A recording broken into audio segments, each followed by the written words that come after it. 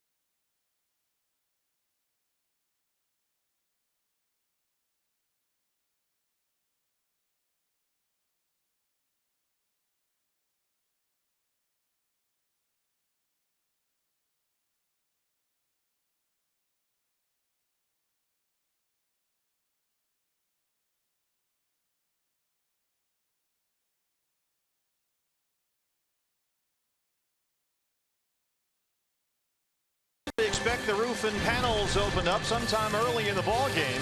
Steve Berthune, Bob Brentley along the way. Very comfortable 77 degrees inside. Game 3 of a 4-game set between the Diamondbacks and the Dodgers since the National League West was formed in 1969. No team has won 4 consecutive division titles. The Dave Roberts Ball Club 4 up on the Giants with 15 to play. Diamondbacks tonight trying to play spoiler. And here's the lineup for Dave Roberts Dodger Ball Club tonight. A couple of minor changes for Dave Roberts tonight. It'll be Chase Utley once again leading off at second base. Corey Seager at shortstop. Justin Turner down at third base. Adrian Gonzalez over at first. Josh Reddick in right field. Jock Peterson in center field. Here are the changes. Andrew Tolles getting the start in left field. Carlos Ruiz behind the plate, and Brock Stewart, the right-hander, on the mound. Dodgers on the final leg of a 3-city 10-game trip. They dropped 2 of 3 in Miami. They won 2 of 3 at Yankee Stadium, and they have split 2 games here so far at Chase Field as the Diamondbacks go gold, raising money and awareness for Phoenix Children's Hospital and are all part of our Go Goldie campaign. Paul and his wife Amy down on the field before the ball game today, presenting PCH with a check for $250,000 that Diamondback fans last night helped raise. A tremendous job by our D-backs nation out there. And we're going to tip our caps once again. Nice job, Diamondbacks fans. Couldn't have been for a better cause. Everybody here at the ballpark really excited last night and again tonight. And on the mound tonight, your Arizona Ford starting pitcher for the Diamondbacks is Shelby Miller. The numbers in a troubling season: 2 wins in 17 starts, an ERA that's just a tick under 7. He's made 3 starts since his return from Reno. The last 2 have been disappointing, including an outing at Dodger Stadium last Tuesday when he gave up 11 hits and lasted only 4 1/3 innings. Yeah, not only did he give up the 11 hits, but they were really hit hard. And the outs that he got in that ball game against the Dodgers were some hard hit balls. No decision last time out against the Rockies. That was a D-backs 12-9 victory. Gave up 9 hits and 6 runs in 5 innings against the Rockies. Let's take a look at the Diamondbacks defensively. Our eye on defense is brought to you by Nationwide Vision Center. Manny Tomas once again over in right field. Mitch Haniger in center. Brandon Drury with a great defensive play last night down the line. He'll be in left. Jake Lamb and Chris Owens on the left side of the infield with Gene Segura and Paul Goldschmidt on the right side. No, David, you can't play. Wellington Castillo behind the plate and right-hander Shelby Miller on the mound. It is David Peralta bobblehead night tonight, and the freight train will join us in the booth here in the second inning, so we're looking forward to that. The crew chief, Jerry Meals, has the plate tonight. He'll call the balls and strikes. Ryan Blakeney at first base, Ron Kulpa at second, and Chris Conroy is the third base umpire. Chase Utley steps into the box, but BB, before we get underway, and as the Diamondbacks put the shift on against Utley, it's time for your Valley Honda dealers key to the game. Well, as Elton John once said, Saturday night's all right for fighting, and I don't mean a fist fight. I mean you're going to have to battle these Dodgers. Given Shelby's recent history, you know you're going to have to score some runs to win this ball game, and this Dodger offense showing some signs of life after struggling mightily on this road trip. Diamondbacks won the opener Thursday night 7-3. Dodgers 3-2 winners last night. And Chase Utley already having a very good series. He's got 5 hits, including a pair of doubles. He'll lead it off.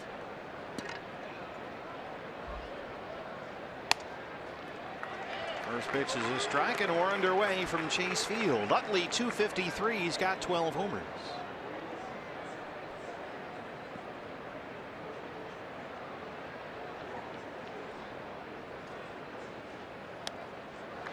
There's the curveball, and that's what they think the problem was against Colorado in his last start. Not enough breaking pitches, not enough off-speed stuff mixed in there with the fastball and the cutter. And we saw Zach Greinke last night when he was pitching successfully against the Dodgers throw a lot of curveballs down in the zone. Got a lot of check swings, a lot of weak contact on that breaking ball down. Got him inside with a fastball. Long run for Chris Owens with that shift on, but CO's got it in foul territory, and they retire Utley to lead off the ball game. Good start for Shelby. That'll bring up the dangerous rookie shortstop Corey Seager. Seager 315, 25 home runs. And one of the few times we've seen Corey Seager look overmatched this year, even as a 22-year-old rookie, was last night facing a flurry, Bob, of Zach Greinke curveballs. He struck out twice in his first 2 at-bats against Greinke and did look overmatched. And a lot of them what we call short curveballs. Zach wasn't trying to throw them in the strike zone. He was trying to bounce them on home plate, and Seager just kept flailing at him. Sure did. Struck out twice, walked, and lined out to shortstop last night. He singled Thursday. That's his only hit in the series so far. That changeup got away from Miller, and it's 1-1.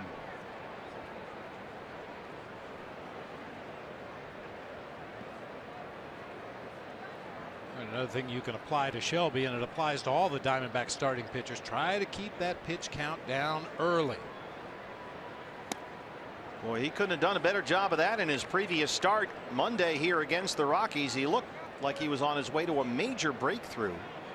3 perfect innings, 9 up, 9 down. Dominated with a fastball and the cut fastball. The velocity was back. But then suddenly, as you mentioned earlier, Colorado scored 6 runs in the next 2 innings, and you were left wondering what happened. That's a fair ball. Ryan Blakeney able to dodge out of the way of that one. Tomas will play it off the carom. It rolls away, and Seager heads for third. Tomas was hustling over there, but it bounced away from him. And Corey Seager able to get into third base with his 4th triple this year. There's been some odd bounces down in that right field corner lately. Occasionally he'll hit the side of the pads and ricochet back toward the infield. Sometimes it'll roll all the way around the corner and end up in straightaway right field. Shelby Miller wondering what happened on that particular carom off the fence in right. So Seager down there at third with Coach Chris Woodward. And a nice job by Ryan Blakeney to avoid that line drive coming right at him, the first base umpire. Umpire, of course, is in play. Diamondbacks would have probably been better off if it hit him. Yeah. Not that I want the umpires to get hit with foul balls or anything, but yeah, it would have been to our benefit, I think. So Seager at third, one away for Justin Turner. First pitch swinging, drives it to center. Mitch Haniger is there. Here comes Seager. Another RBI for Turner. That's his 84th to lead the Dodgers, and it's 1-0 LA.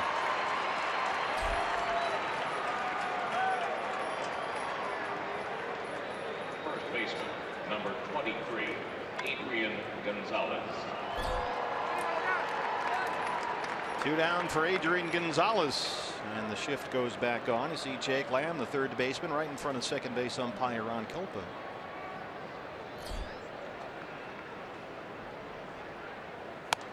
Big swing and a miss at a Miller fastball, and it's 0-1. Gonzalez 285 and 17 home runs. He singled and walked last night, his only hit in the series.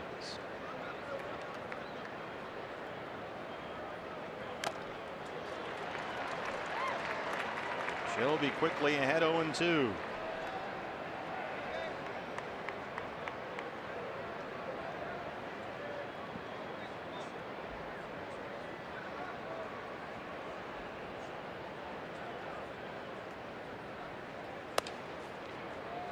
Overthrew that fastball a bit. A ball and 2 strikes.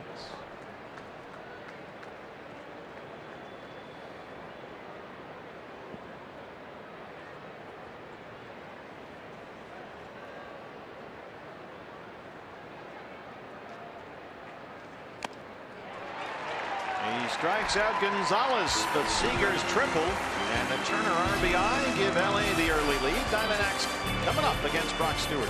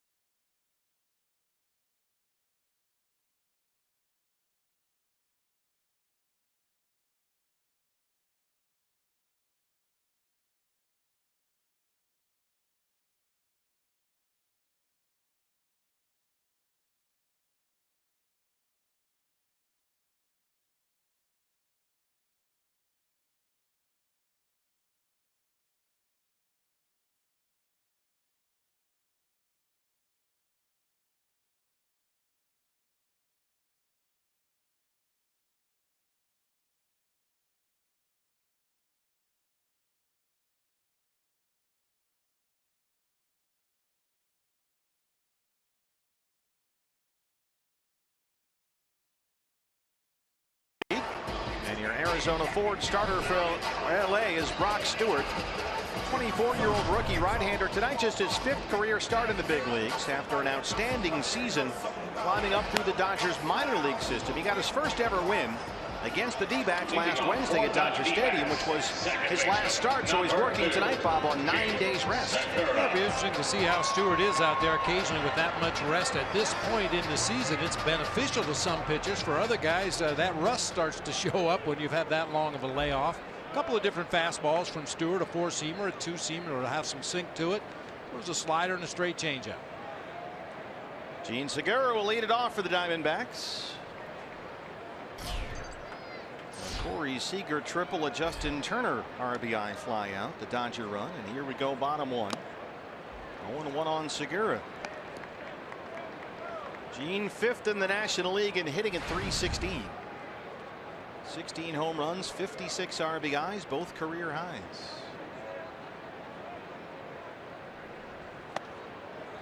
Segura leading the league in hits. He had a pair of hits last night. As he chases a 200 hit season, he's at 184 right now.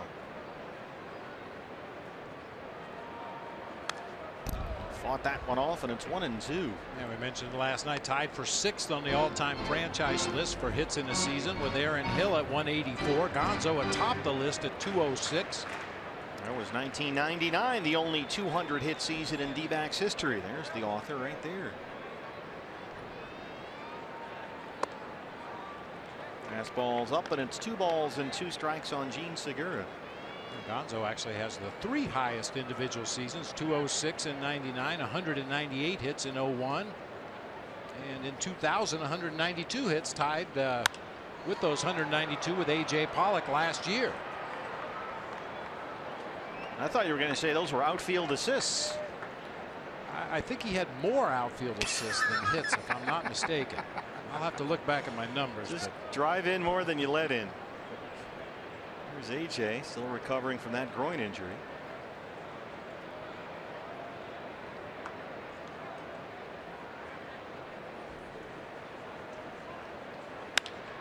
Segura sends one down the left field line. Stay fair, ball. It's gone. Gene Segura, another leadoff homer, is 17th of the year, and we're all tied.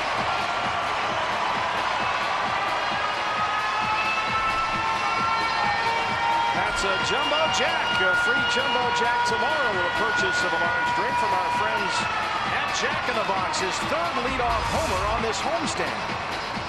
Fastball off the plate inside. Gene has been unbelievably quick on those pitches inside recently. Puts this one right down the 3rd baseline. The only question was fair or foul. No. That close. Chris Owings. 7th leadoff homer this season for Gene Segura. Chris Young, #1 on that list in franchise history with 9 leadoff homers. 1-1 on Chris. Triple last night. Had an RBI single in the opener on Thursday. He's hitting .284 with 3 home runs.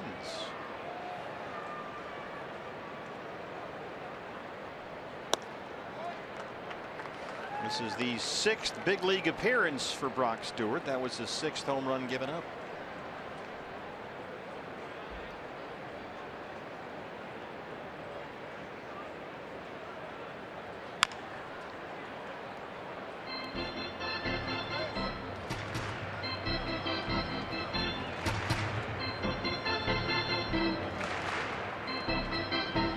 Stewart started the season at Rancho Cucamonga. What a journey it's been for him. The first Dodger since Hideo Nomo in 1995 to begin the year in A-ball and start a major league game in the same season. He was their organizational pitcher of the year and just skyrocketed up to the top of the charts in their minor league system. But a home run to Segura. Now he's gone full on Chris Owings, 3-2. In the hole by Turner. Seager's there, and they throw him out. Let's take a look at the lineup for Chip Hale's Diamondbacks today. Brilliant move putting Gene Segura in that leadoff spot. With Chris Owings batting second and shortstop. Paul Goldschmidt at first base. Jake Lamb at third. Wellington Castillo doing the catching with Yasmani Tomas in right. Brandon Drury in left. Mitch Haniger in center, and Shelby Miller on the mound. Go Goldie. Tough night last night. 0 for 4 with 3 strikeouts. His single in the game Thursday is only hit in the series so far. He's punched out 5 times. But he's knocked in a run in both games in this series. Batting .299 with 20 homers.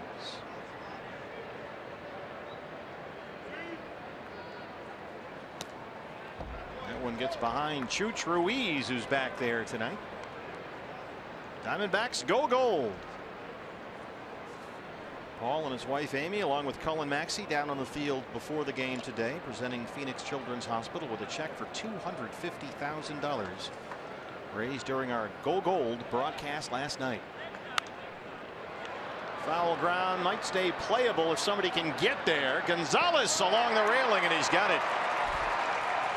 And just to make sure, he showed Clayton Kershaw. Yeah, that's in there.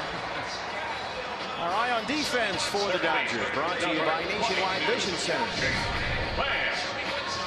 Jock Peterson in center field, flanked by Andrew Toles in left. Josh Reddick over in right field. It'll be Turner and Seager on the left side of the infield. Utley and Gonzalez on the right side. Chooch Ruiz doing the catching for right-hander Brock Stewart, who I still think might have been a driver on Team McLaren. It just sounds like a Formula One driver name. I like that. Down there and running some Grand Prix. Monaco. Jake Lamb batting cleanup. There's a strike, 0-1. Jake doubled last night. He sat out Thursday's opener. 258. 28 homers and 88 runs batted in. Brock Stewart might be more of a NASCAR name, maybe. Down there at Talladega, running Talladega with Brock Stewart. It'd probably be Buck Stewart. Yeah, there you go.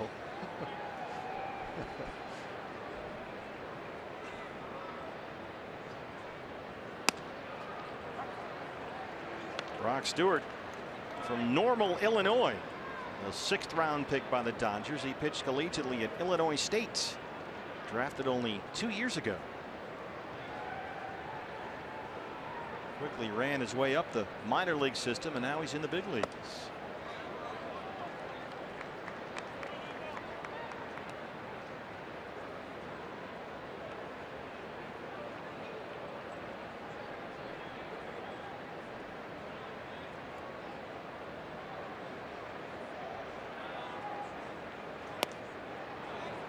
Bud Norris was scheduled to make the start for LA tonight, but he struggled since he came off the DL in the middle of last month after a back strain. So they decided, well, let's put the kid in there. He beat the Diamondbacks last time, so Stewart gets the ball tonight on 9 days rest. 2 outs, full count on Lamb, 3-2. Squirts it the other way, but right at the shortstop. Seager, who boots it. He's got no play. Well, he hit it to the one guy on the left side of the infield. He hit it right to him, in fact, but E6. Look at that adjustment at the very end as Seager tries to lean to his right. That ball had a lot of side English going out there to the left side of the infield, and with each successive bounce, it was working farther and farther to Seager's right. He just squirted off the glove for an E6.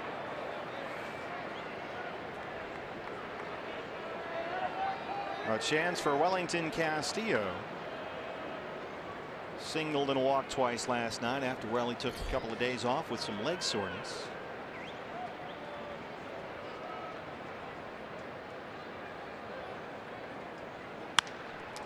One more time for Seager.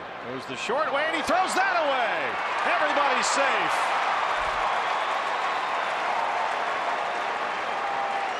Corey Seager will likely be the National League Rookie of the Year. He'll get some MVP votes as well, but boy, he's having a tough inning. Gets to the ball in good shape. His throw, however, pulls Chase Utley off the back of the bag at second, and Utley never gets to the base, has to make that diving stop there and then try to blindly reach for the base with that right foot. They're going to challenge this, and the Dodgers are walking off the field. Utley is convinced that he recorded the out in time, and the headsets go on. They have an E6 up on the board. Let's take a look. Ladies and gentlemen, the previous play is under official video replay review.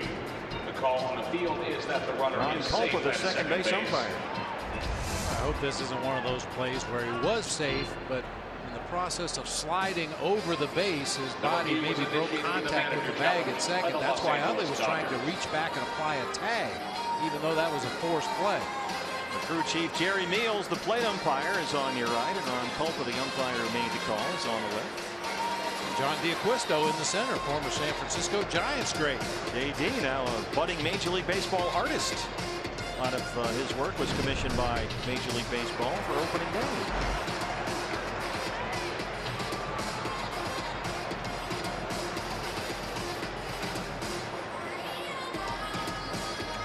All the Dodgers are basically in the dugout. They're supposed to stay out there. Justin Turner is hanging around second, just chatting with Jake Lamb. Other than that, there's not a Dodger on the field. Andrew Toles has stopped at the cut of the infield grass. Being the left fielder, he's got the longest run back to that dugout, so he's going to wait until it's a for sure. Just in case. He's going to head over there. You can see Utley not nodding his head. Yeah, I got him, no doubt, and he was right. So the call is overturned. And they do get that 6-4 putout on the force out of Lamb at second, and that'll end the bottom of the first inning. But Gene Segura hits another leadoff homer. We're all tied at 1.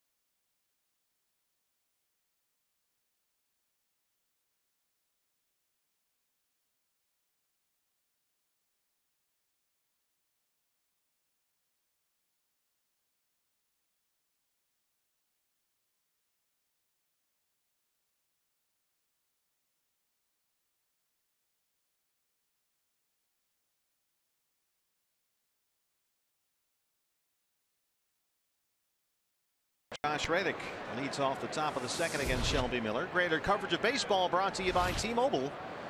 Everybody keeping an eye on AT&T Park. Jeff Samardzija, Mike Leake, Giants hosting the Cardinals. So the Cubbies clinched. They were celebrating the other day. Obviously, they got beat 11-3 by the Brewers today. That tends to happen the day after the celebration. Yeah.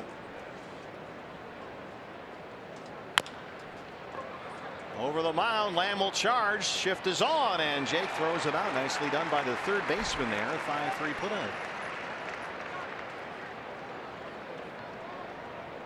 So Reddick still hitless in this series. That brings up Jock Peterson. Let's see if he's got the face guard on. Nope. We're speculating that you'll see him wear it against left-handed pitching, but not right-handed pitching. Depends on how cool he feels. He debuted the face guard the other day and said he put it on there because he thought it looked cool. Made him look like Brian Urlacher, the old Bears linebacker. But the face guard has come and gone in this series. First pitch swing and skies it to shallow left center. They got this thing surrounded out there. And Jake Lamb. Oh, that shift is really working for Jake. He's caught a ball in left center field, and he's made a nice running play on a grounder at second. Left fielder number 60. We'll bring up Andrew Toles.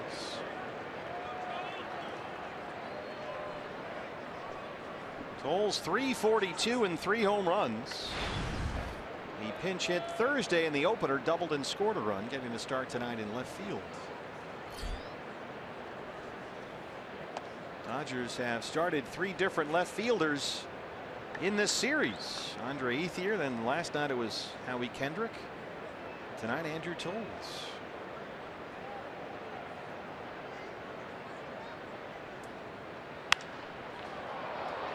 Long run for Brandon Drury near the line. And he's got it in the corner. A 5-pitch inning for Shelby Miller. Outstanding. D-backs and Dodgers tied at 1.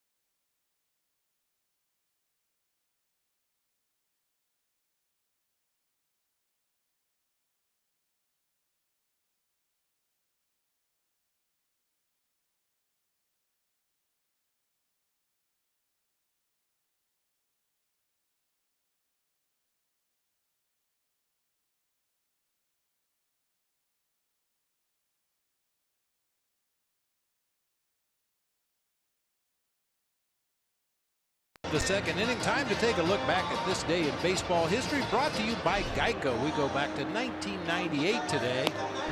And salute that Atlanta Braves pitching staff, the first team since the 1915 Red Sox to have 5 pitchers with 15 or more wins in the same season.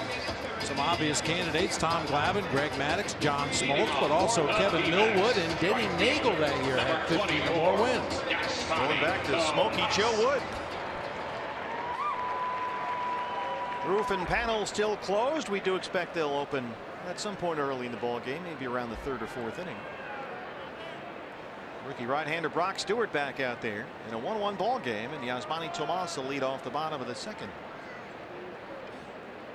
Yasmani 266 and 29 home runs. He walked and struck out twice last night. He's 0 for 7 in the series.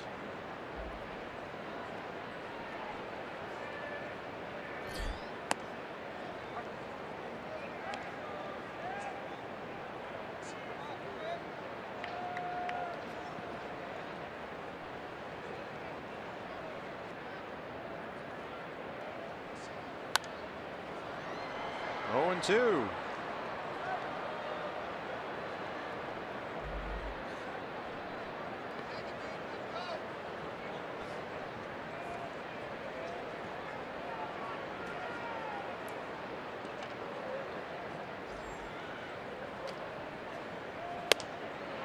Chases a high fastball and strikes out. First strikeout for Brock Stewart. Starting to see that pattern more and more against Yasmani Tomas. That up the ladder fastball. Get ahead with strike 1, elevate the next fastball a little bit higher, and then the third one up there about shoulder level. He has chased all of them in this series. A fairly recent phenomenon. Here's Brandon Drury. Singled and walked twice last night. 280 and 14 home runs. Brandon begins this ball game with a career high 8-game hitting streak. And he's homered in 4 of his last 8 games.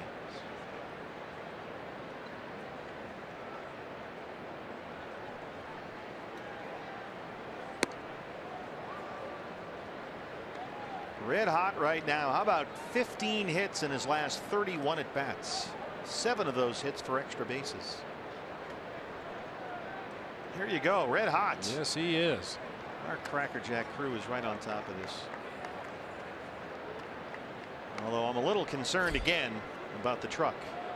Really? Yeah, well, the Yankees choked again. Blew another one. Red Sox came storming back at Fenway Park, and as they should, beat the Yankees. So our director, Phil the Iron Horse Malika, again, not himself. I don't understand at this point of the season, rooting for the Yankees all year, how you can be disappointed and upset by anything. So you're a glass half full kind of a guy with the Yankees. No. Glass half empty and glass is leaking. It's not the only thing. Yeah, I think they had a 5-2 lead again today. Wild pitched in the go-ahead run. There you go. Red Sox hat. Here at Chase Field. So Boston won again. 6-5 was the final in that ball game. Orioles are hosting Tampa Bay. Baltimore leads 2-1. Toronto at Anaheim later tonight. That AL East going right down to the wire.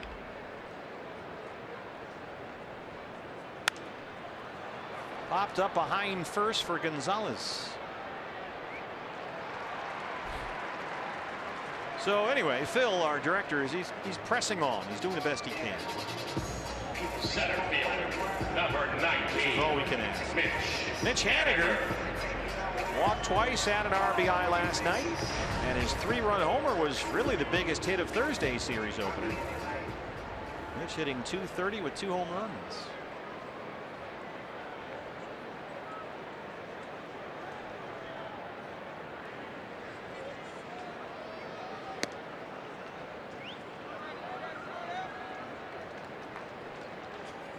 Speaking of the Cubs clinching, did you see Theo in the bleachers? I saw pictures of it, yeah. With the Bobby V mustache. Mitch Haniger sends one out to Reddick. The Cubs president was hanging out in the bleachers the other night. A 1-2-3 inning for Brock Stewart. We're tied at 1 at Chase Field.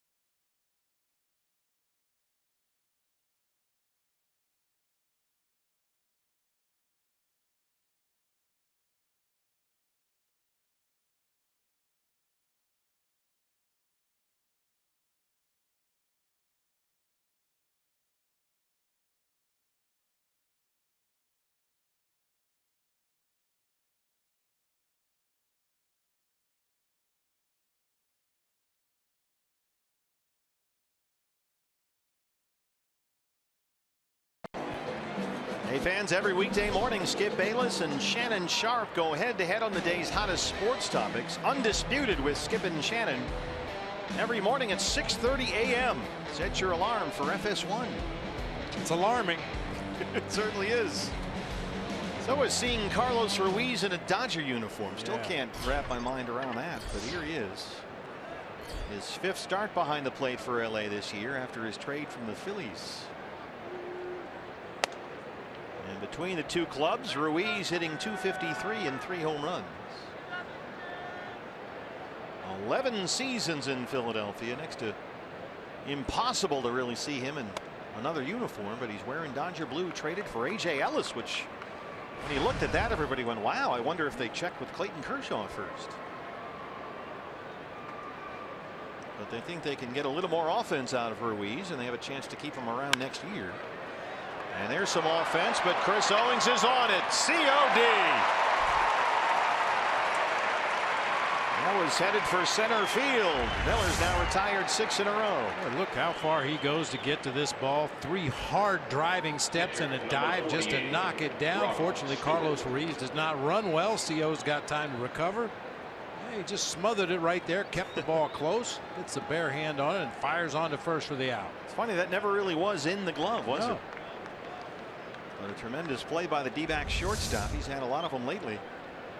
The pitcher, Brock Stewart, a right-hand thrower and left-hand batter. The pride of Normal, Illinois.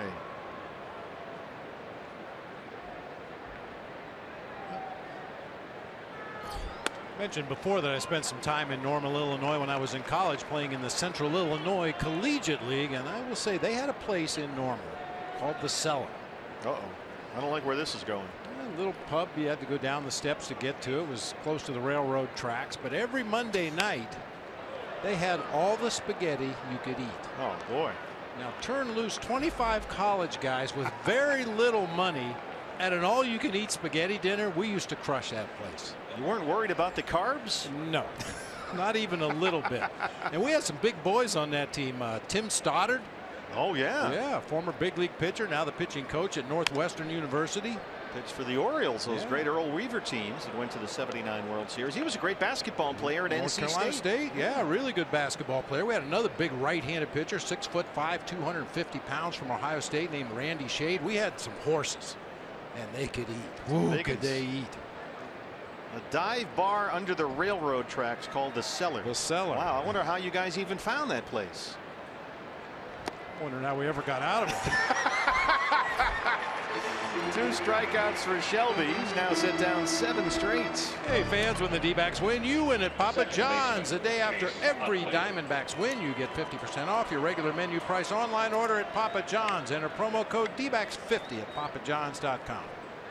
Well, if you're over there in Normal, Illinois at the Cellar, tell them that Bob Brenly sent you. Yeah, if it's still there. Go on a Monday. Was it Monday? It was Mondays. Yeah, Monday. And we had no lights at our ballpark, so we played all afternoon games. We play at 3 o'clock in the afternoon, be done by 5, shower up, head over to the Cellar, carve up, roll out to the parking lot afterwards. Oh man, that was good eat. Utley popped out to lead off the ball game.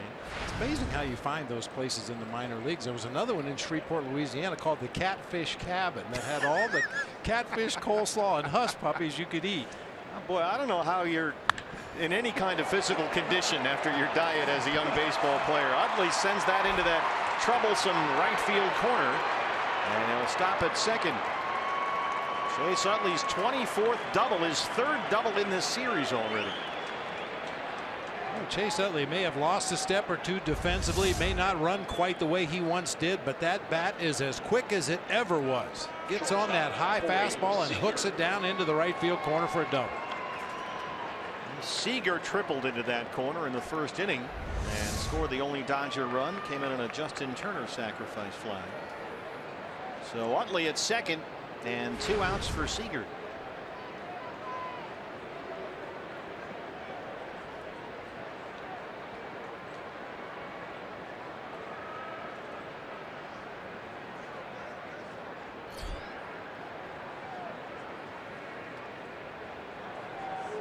Anybody that's ever spent any time in the minor leagues will tell you it has absolutely nothing to do with nutritional value.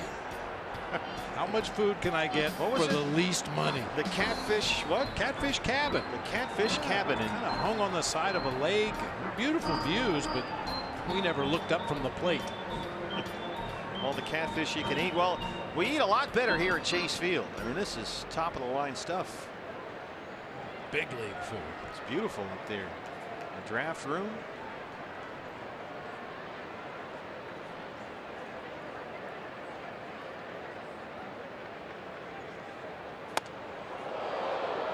Well, you've been encouraging pitches like that for a while now. Absolutely.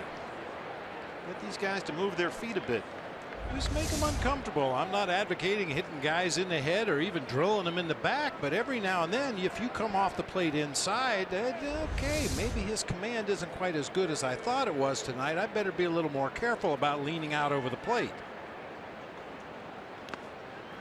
Fastball inside, then went to the curveball. That's what some of the media people were talking about with Mike Butcher and Shelby Miller after he got hit so hard by the Rockies the second time through the order. And he has mixed in some curveballs and changeups so far.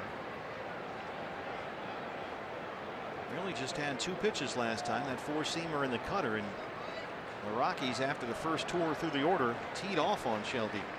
So he's mixing it up a bit more here tonight.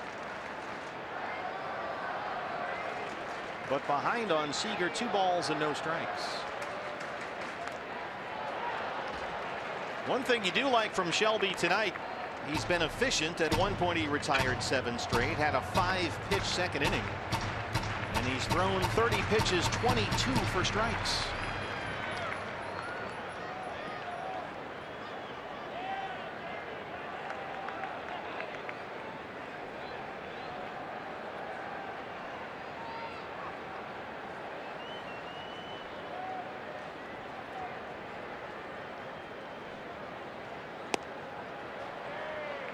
Another curveball, but it's 3-1. We've got the leading RBI man in Dodger blue, Justin Turner, on deck. He drove in the first run with a fly ball to center field.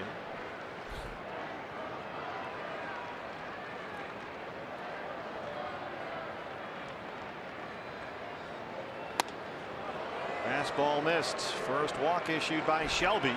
He got the first 2 in this third. But now first and second for Turner. Third baseman Justin Turner. Turner's RBI is 84th of the year.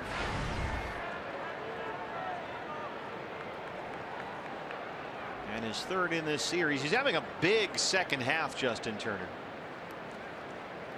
51 games since the All-Star break. He's got 31 extra base hits and 39 RBIs.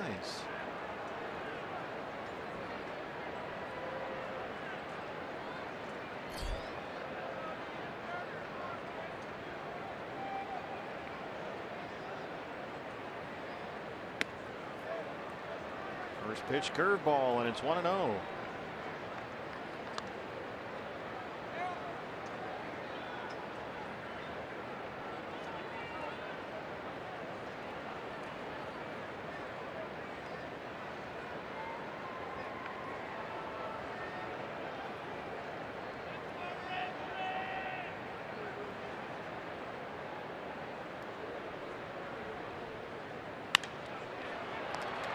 Jake Lamb at third. Nicely done. Shelby Miller strands 2 and keeps it a 1-1 ball game. The freight train. David Peralta bobblehead night. D-backs and Dodgers tied at 1.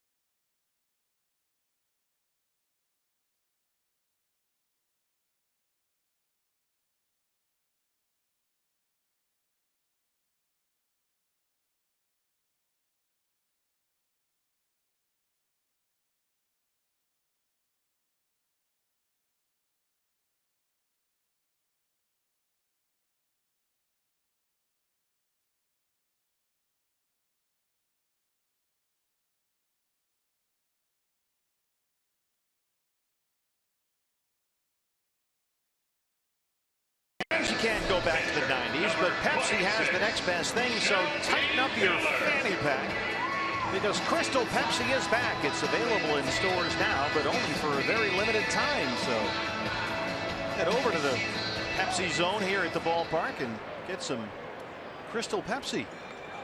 Yeah, pour. There you go. Don't get any on the camera. Forgot to put a cup in there. Is that where you're supposed to lay your head? Only in Shreveport and Normal. Rookie right-hander Brock Stewart facing Shelby Miller to lead off the bottom of the third.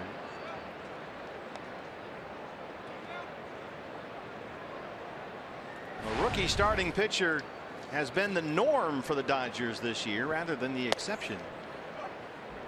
LA, with so many injuries in the rotation, has now had 64 games started by a rookie pitcher.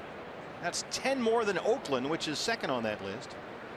And the Dodgers have another rookie scheduled to start tomorrow, Jose De Leon. Reddick doesn't even have to move to get this one. And that's the first out in the bottom of the third. We check the Coors Light Cold Hard Facts. Gene Segura, another leadoff homer today. His 17th home run this year as he chases 200 hits. Second baseman, Segura.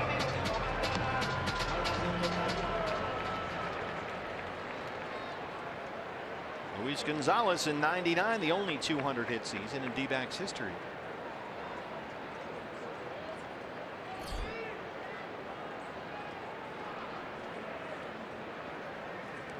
A home run for Segura, hit number 185, and there's ball one.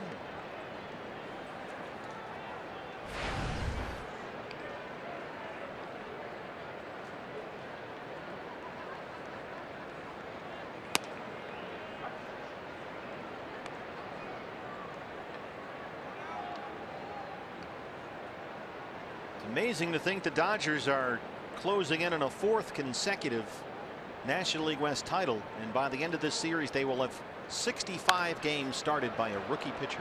65. They've had a ton of injuries, and Dave Roberts, they've just been bringing up one young guy after another, and Brock Stewart is one of them. Their minor league pitcher of the year. Jose De Leon goes tomorrow against Robbie Ray.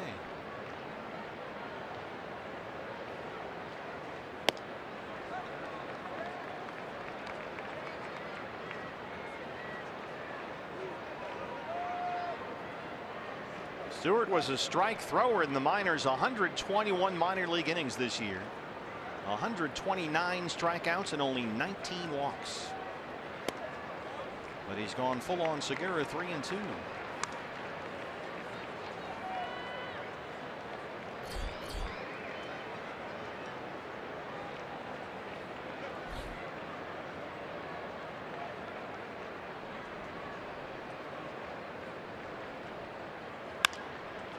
Corey Seager's been busy over there at shortstop.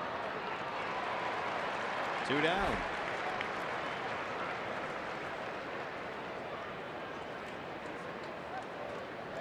That'll bring up Chris Owings, who grounded out to Seager his first time up. Hey, partner, we had a couple of other Dodger-related this day in baseball history. Back in 1981, our buddy Fernando Valenzuela, as a 20-year-old rookie, pitched his 8th shutout on this day. And the other one was back in 1996. Hideo Nomo threw a no-hitter at Coors Field. That's like, you should get credit for 2 no-hitters. They might have to change the name of the Cy Young Award to the Hideo Nomo Award.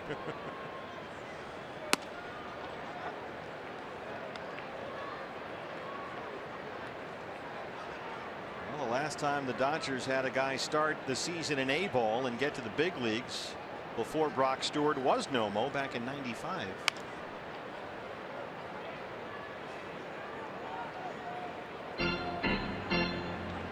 Nomo threw a no-hitter for the Red Sox too, a little later in his career.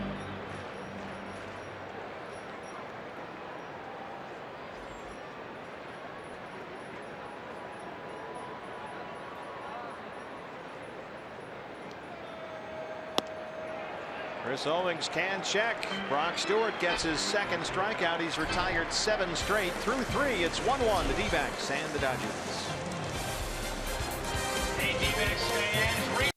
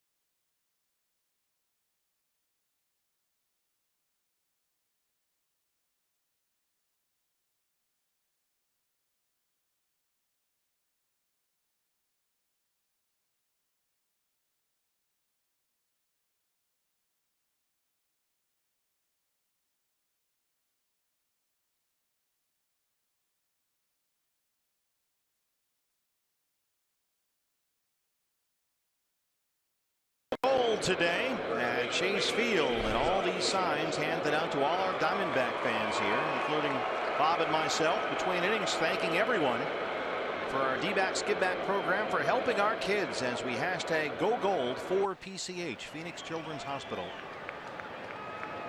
A check from the Diamondbacks presented to PCH before the game today for $250,000. A lot of that money raised by you Diamondback fans in our broadcast yesterday, and again, a thanks to Mr. Kendrick for writing a $100,000 check. Great job by everybody yesterday as we continue to support PCH here with the Diamondbacks. Adrian Gonzalez struck out his first time up.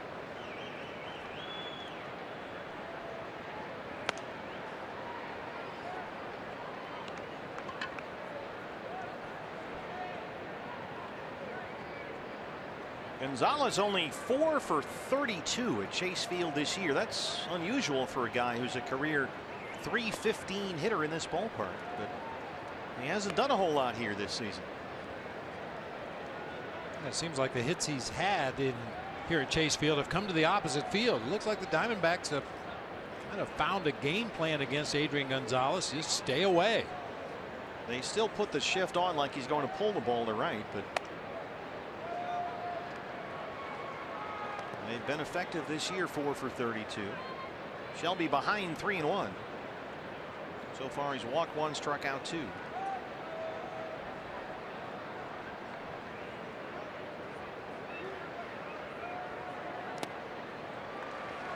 Fastball gets away in the dirt. It seems like he's trying to throw the curveball and he's trying to throw a changeup, but it doesn't seem like he's got confidence in anything but the fastball. First time through this Dodgers order, 7 of the 9 outs that he had were retired on 3 or fewer pitches. You really love that aspect of his outing so far. Josh Reddick grounded out in his first at bat against Shelby Miller.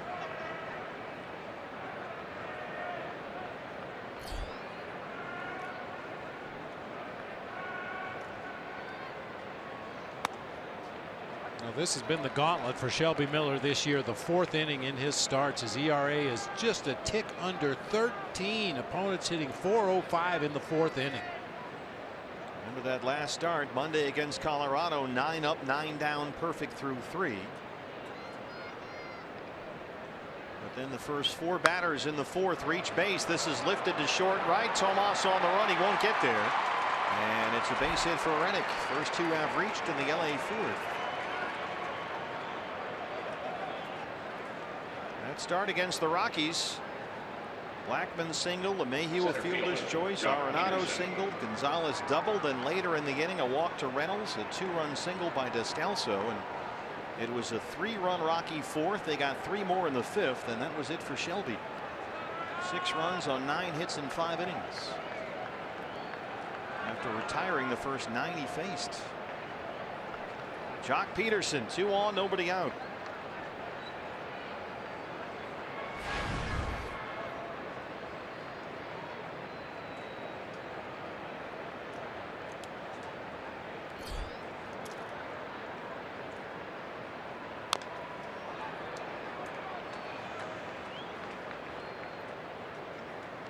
Talked about Gonzalez having a quiet year in this ballpark. Peterson's had a very productive year against the Diamondbacks.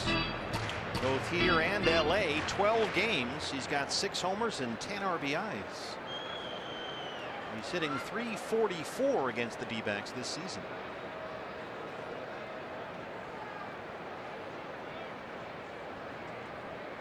Face mask or no face mask?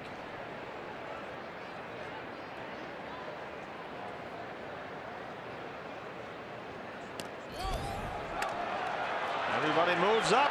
Gonzalez is really slow, and Castillo throws it into left. Adrian Gonzalez might be the slowest base runner in the major leagues. Castillo, despite the fact that rolled well away from him, still had time to make a play, but he threw it into left field. Just a little lazy on the pass ball to begin that sequence, and then tries to rush his throw down there to third base. You could see Gonzalez actually kick the bag with the toe of his shoe as he started toward home. He wasn't quite sure he ever made contact with the base. Right there, he kicks it with the left foot before heading down that line. 2-1 Los Angeles. A pass ball and an E2. A 1-1 count on Peterson. A run is in, and Reddick's at third. Still nobody out.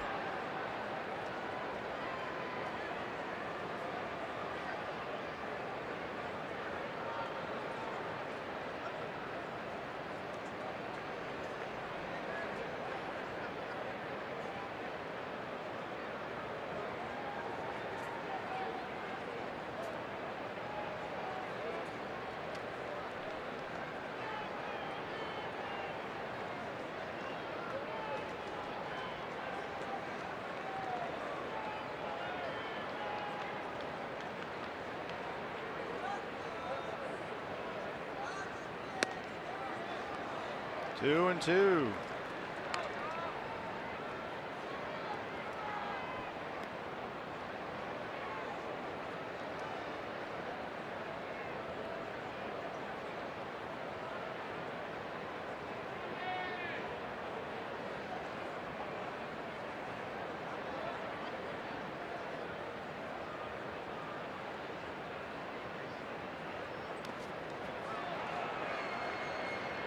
With Shelby Miller, you can see as the game is wore on, there's a lack of conviction in the pitches. You can see it in the body language. That has been a key for Shelby when he believes in his stuff and trusts his stuff and comes at these guys, especially with that fastball and cutter. That's when he's at his best. But as he's tried to work in more curveballs, you can see it just doesn't seem like he has faith in that pitch. And now he's not throwing anything with any kind of conviction or belief.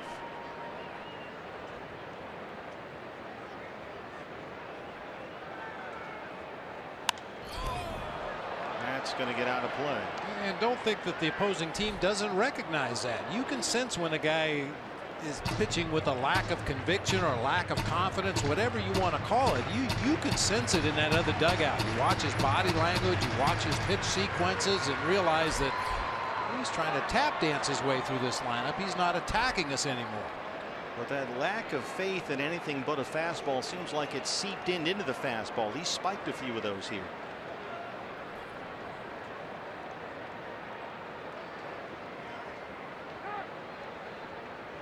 Peterson grants his 3-2 timeout. Every time Jock Peterson gets a full count, he asks for time. It's amazing.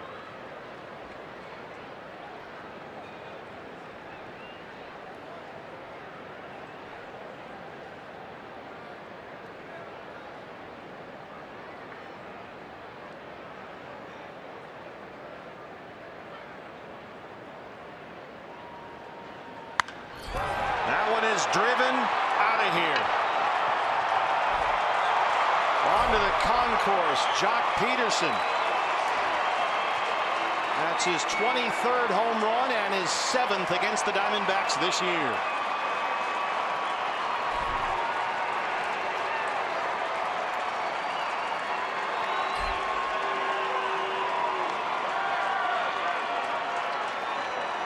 We talk about a lot about left-handed hitters in that happy zone, down and in.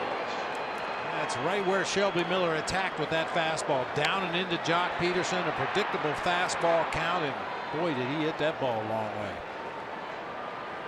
A walk, a single, and now a 2-run homer with the help of a pass ball and a throwing error by the catcher, all combined to make it 4-1 LA. And here's Andrew Toles.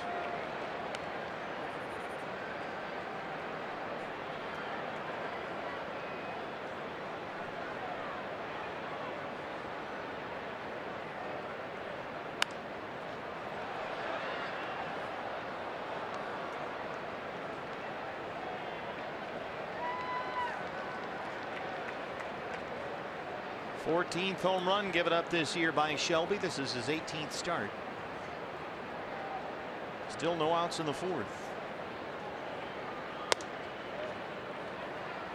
Now he's really having trouble locating that fastball, and that's been the one thing that he's been able to rely on for the most part since he's been back from Reno.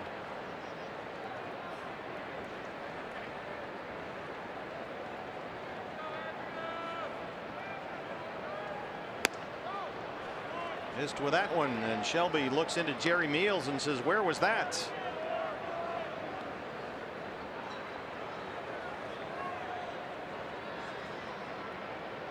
Three and 1 to Toles.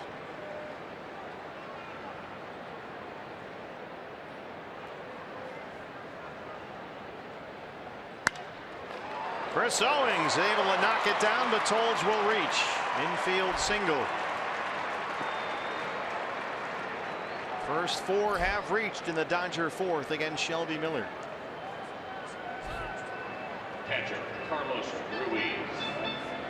That'll bring out Mike Butcher. And Jock Peterson home run estimated at 463 feet, and exit velocity off the bat of 110 miles an hour. I believe it. Mike Butcher believes in watching Shelby Miller that he's been able to repeat his mechanics, which was the initial problem earlier this year. Remember when he was scraping his finger on the ground, and that consistency with the delivery has helped the fastball velocity, which has been very good lately. He's consistent mid-90s. Zach Godley will get ready in the bullpen. And that fastball velocity up, it's been jumping out of his hand. In fact, Mike said at times it's overpowering, and he's beating guys with fastballs in fastball counts, but it just seems like that lack of conviction in anything else has just hurt his overall game tonight. Trying to mix up the pitches a little better. We've seen more curveballs, but now it really looks like he's struggling with everything out there.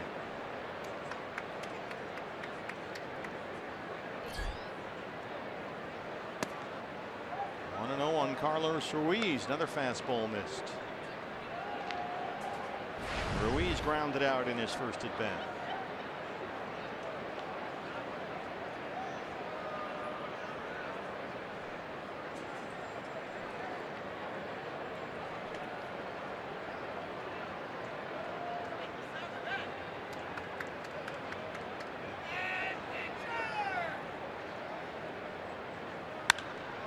Double play ball. Segura, Owings for 1, and they turn it. Shelby really needed that. 2 outs, and now here's the pitcher, Stewart.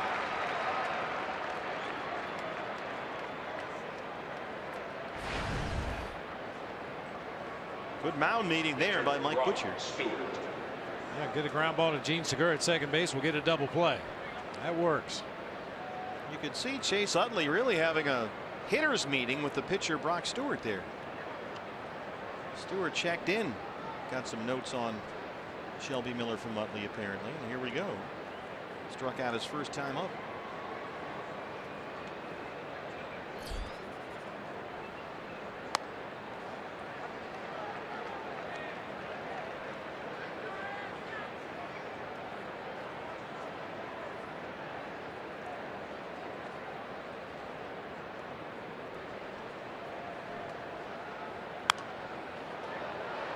There was a time that Brock Stewart could really swing that bat. Hit .506 his junior year in high school, hit .460 his senior year when he played infield when he wasn't pitching.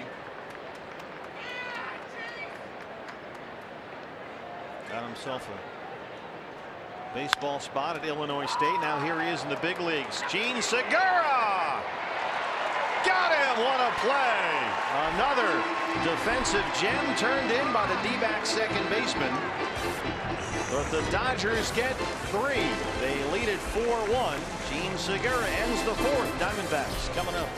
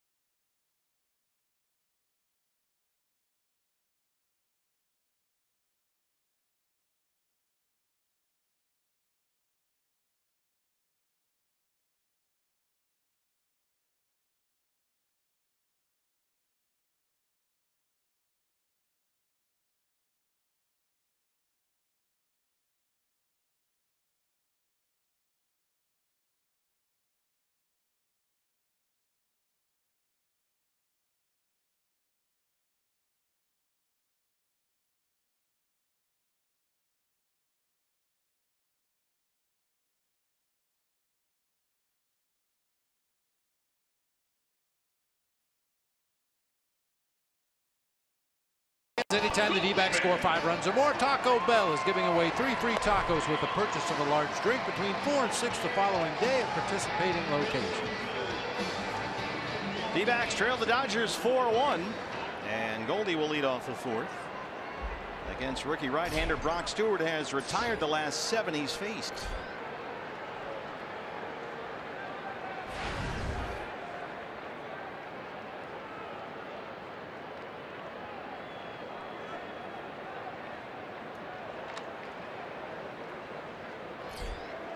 D-backs so far just 1 hit, another leadoff homer by Gene Segura. And there's strike 1 to Goldie. Goldie's slugging percentage this year is .484.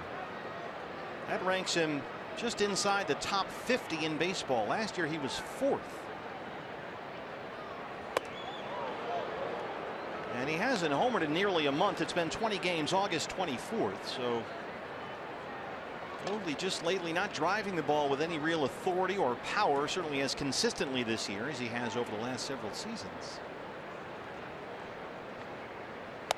Last year he slugged .570, 4th in the majors. This year .484. He's about 50th, so that's a pretty big drop.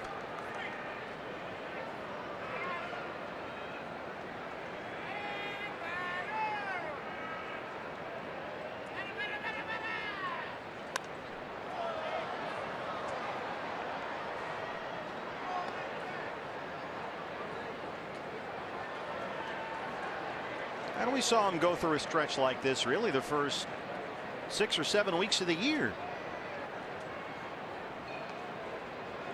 Strikeouts for Goldie have been up a little bit lately.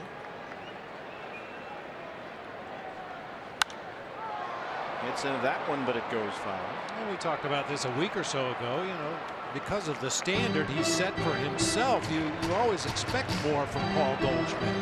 I think back to the days when Frank Thomas was playing for the Chicago White Sox, and he used to get criticized a lot because he would take his walks. He would drive in runs with a sac fly or an infield ground out. Big Hurt would go through stretches where he wasn't overly aggressive at the plate, and some White Sox fans said, hey, swing the bat like Joey Votto in Cincinnati. Yeah. You know, when a guy has a reputation of being a run producer in the middle of the lineup, you want to see him do it every at bat. And he looks at another pitch. That's a slider from Stewart that's over the middle of the plate for a strike.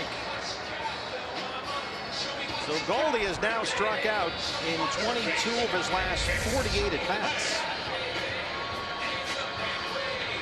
Now that's a pitch that you would see him normally drive to right center field. But he looks at strike 3. That's 8 straight set down by Stewart, and now they'll put the shift on for Jake Lamb.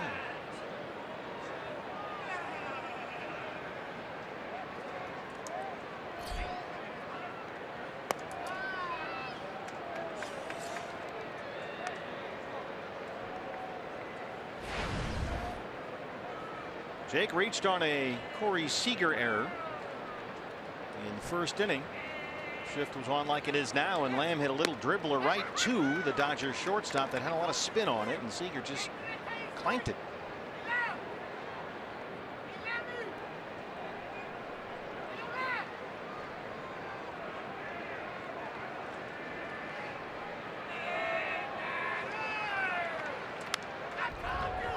One and two on Jake Lamb.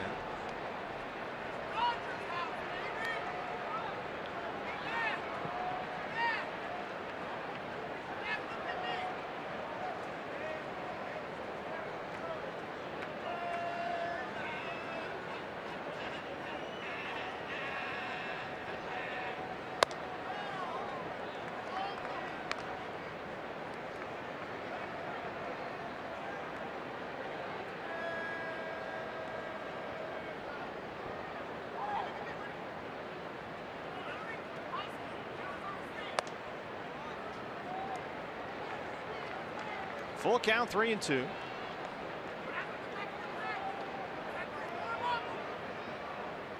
The Segura leadoff homer and the Lamb grounder that was an error in the first, the only runners that Stewart has allowed so far in the ballgame. And he strikes out Jake with a 94-mile-an-hour fastball. He set down 9 in a row.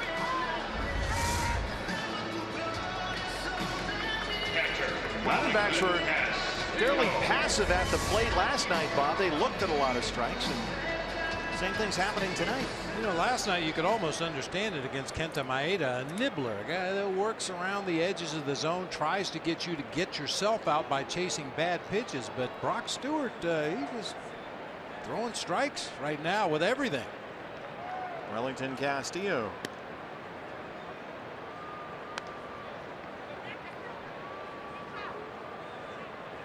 I'll mention that Stewart started off this year in A-ball.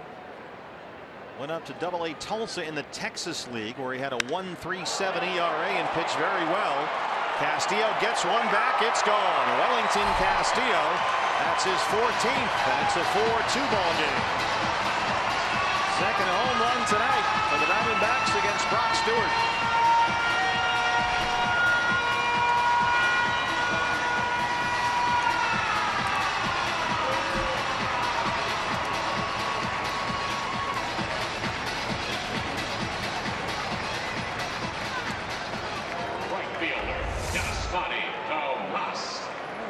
Elevated fastball, and so did Wellington Castillo. Climbs all over that one. Line drive homer into left field.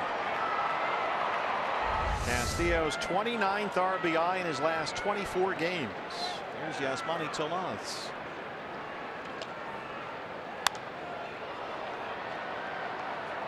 Tomas struck out to lead off the second. Castillo's homer ends a stretch of 9 straight retired by Stewart. A jumbo jack, a free jumbo jack tomorrow, a Jack in the Box with the purchase of a large drink. Welly with a 407-foot home run, 108 off the bat. 108, wow. Well, Yasmani's been a free swinger up there lately.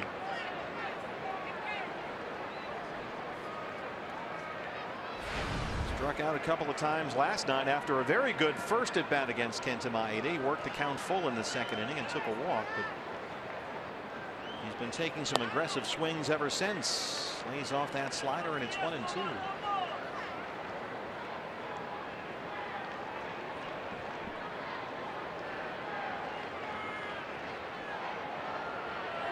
There's Kenta Maeda. Got his 15th win last night. Little bloke for Yasmani, drops into center.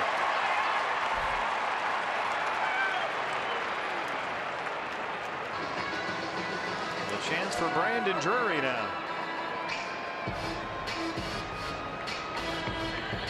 Left fielder. Drury popped up in his first at bat.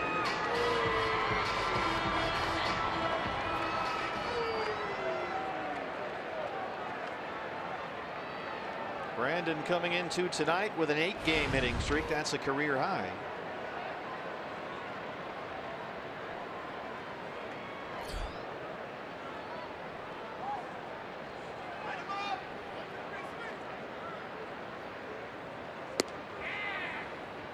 Slider missed and it's 1-0.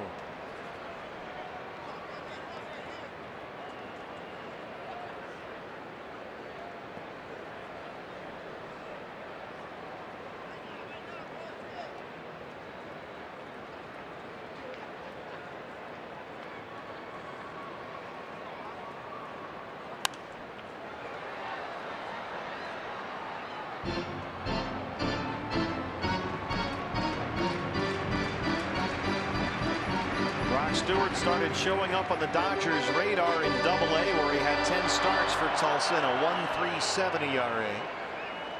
From there, 9 starts in Triple-A, 4-0 at Oklahoma City at 2.49, and then made his major league debut at the end of June. Had a spot start in Milwaukee.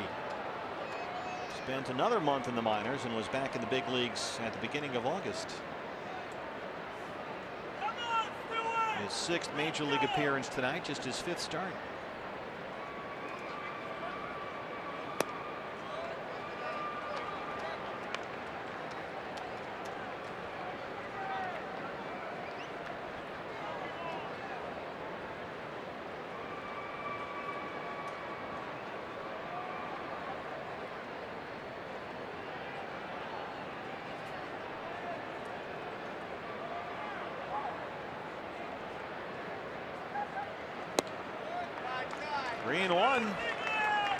Mentioned Stewart was a strike thrower all year long in the Dodgers minor league system.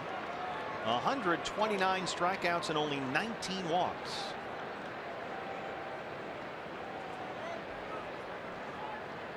Hasn't walked a batter yet today. Struck out 4. But behind on Drury, 3-1.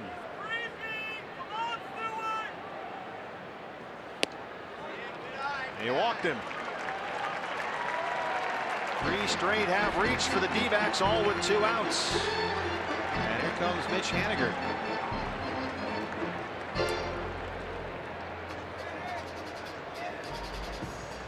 Rick Honeycutt runs out to the mound. One thing Brock Stewart doesn't do, at least yet in the major leagues, is pitch deep into games. Now batting, center fielder. Even when he's pitched well, he's maxed out at 5 innings. He allowed only 2 hits and 5 scoreless against the Cubs at the end of last month through 80 pitches. 5 innings of 1-run ball against the Diamondbacks 10 days ago. That was 79 pitches. So he's a 5-and-fly guy, at least so far. Yeah, you look at his splits. First 25 pitches of an outing for Brock Stewart. Opponents hitting .333. The next 25 pitches of his outing, 206, and pitches 51 through 75. It jumps up to 440. So this is about the point at which the Dodger bullpen in a Brock Stewart start starts to get heated up. A run is in on the Castillo homer. 2 on and 2 out for Haniger.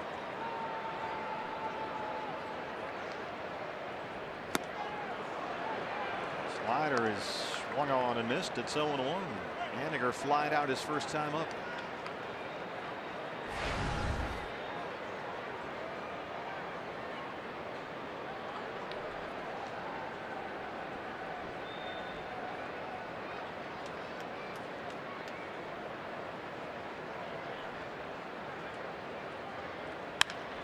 Base hit. Matt Williams will wave. Yasmani Tomas. The throw from Toles is right there. The rookie Andrew Toles throws out Yasmani Tomas at home. An aggressive send there by Matt Williams, and the rookie. It was a little high, but it was right to Carlos Ruiz. You can see Glenn Sherlock on the phone.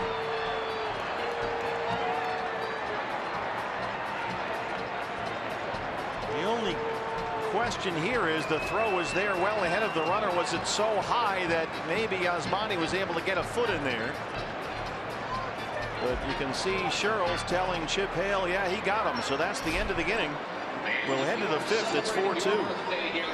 The Arizona Diamondbacks at Cold Stone.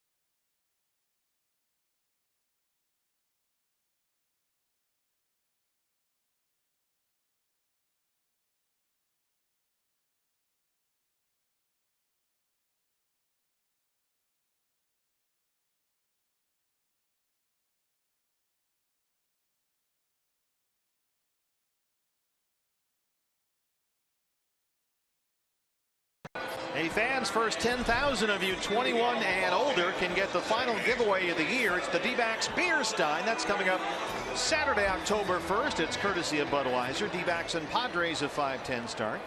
That's the second to last game of the year. Get your tickets at dbacks.com. And the lovely Mike is here modeling our Beer Stein.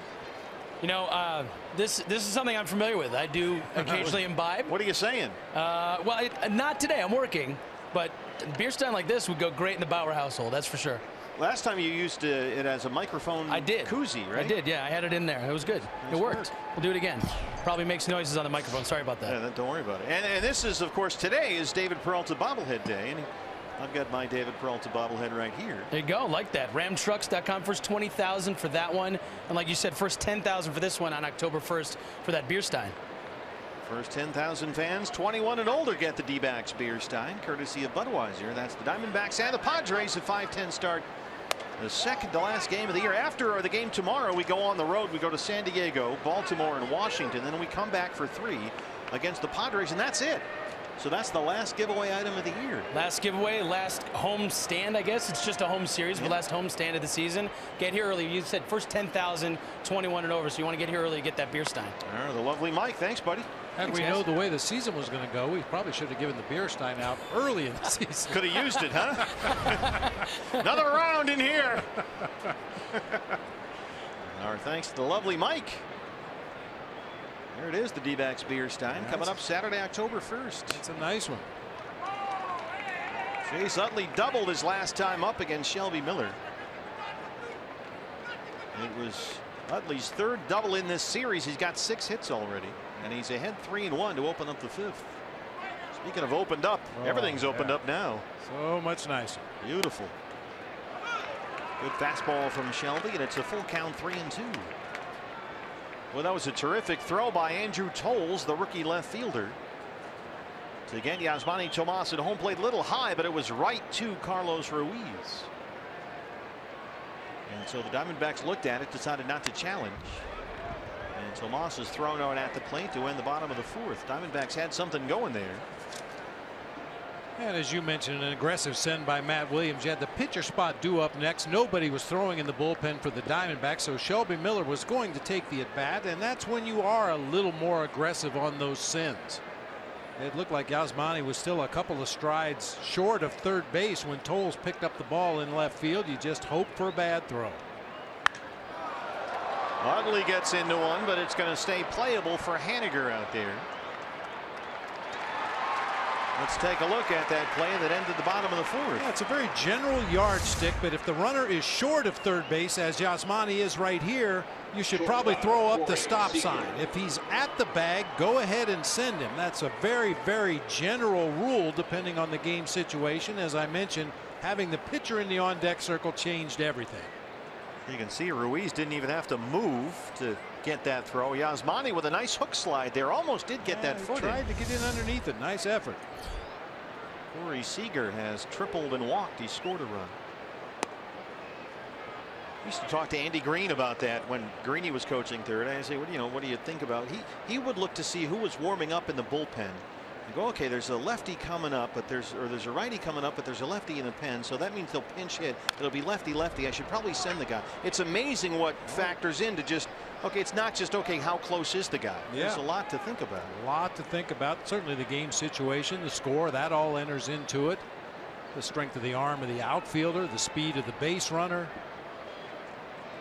You're playing in an outdoor stadium where the wind might actually be a factor. If there's been some moisture on the field, maybe that throw will take a bad short hop off the grass. There's a lot of things you enter into that computer, but then at the moment, you've got to make a split-second decision. You said it, split second.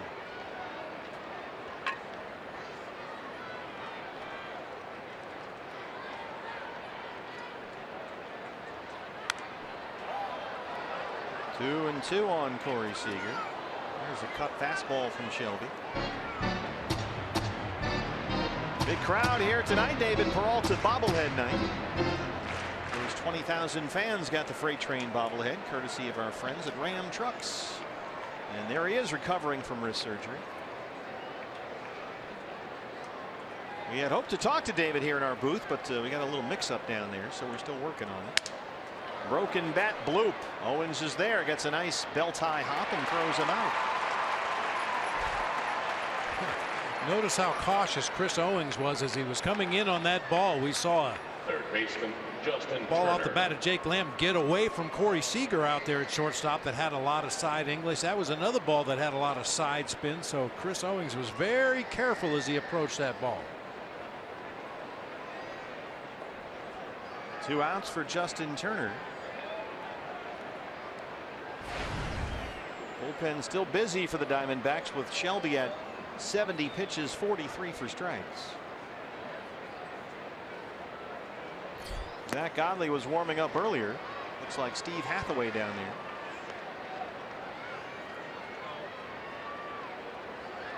You've got the lefty Adrian Gonzalez on deck. And then Reddick and Peterson, Toles, all left-hand hitters behind him.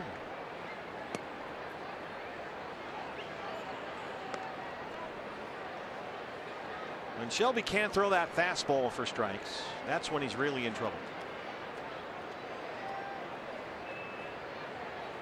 And he's behind 2-0 on Turner.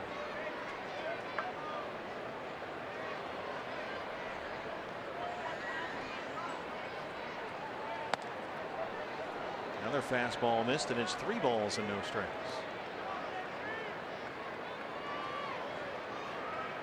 Big year for Justin Turner. Need to be careful here. He's already got career highs in runs, hits, doubles, homers, RBIs, and walks. Drove in the game's first run with a sacrifice fly back in the first. There's his strike.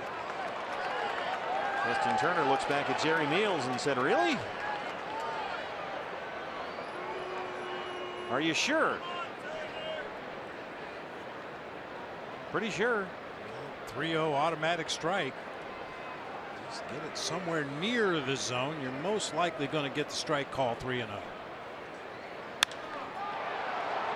Fly ball right center. Tomas over there calls off Haniger. And Shelby Miller works a 1-2-3 fifth. Diamondbacks trail the Dodgers 4-2.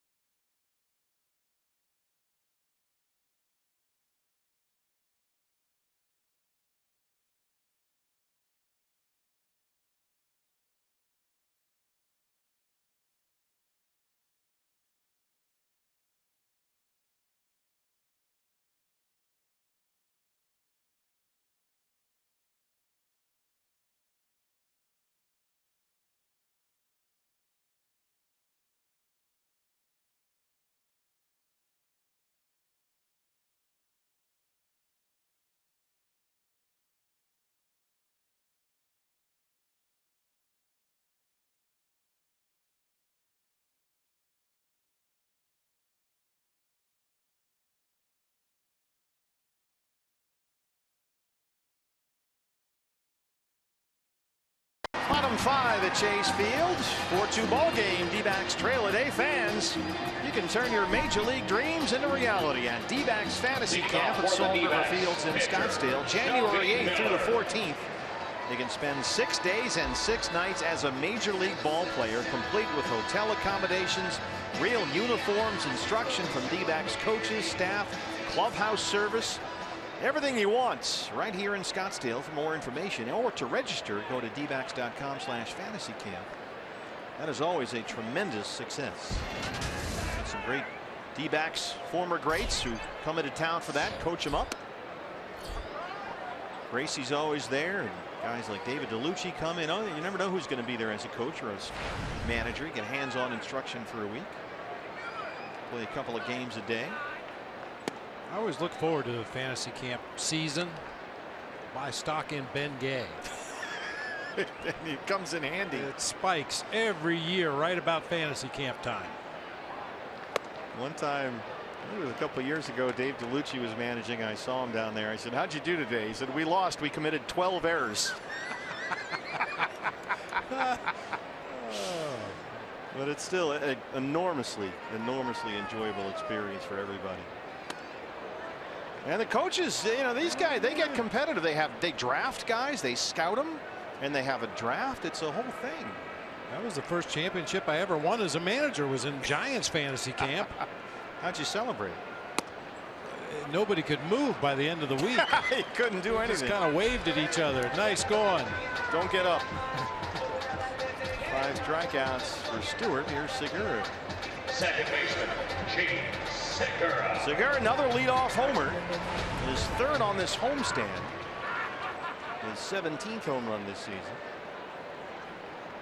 Wellington Castillo is homered as well. Both solo shots. The only 2 D-back runs. This was Segura to lead off the ball game.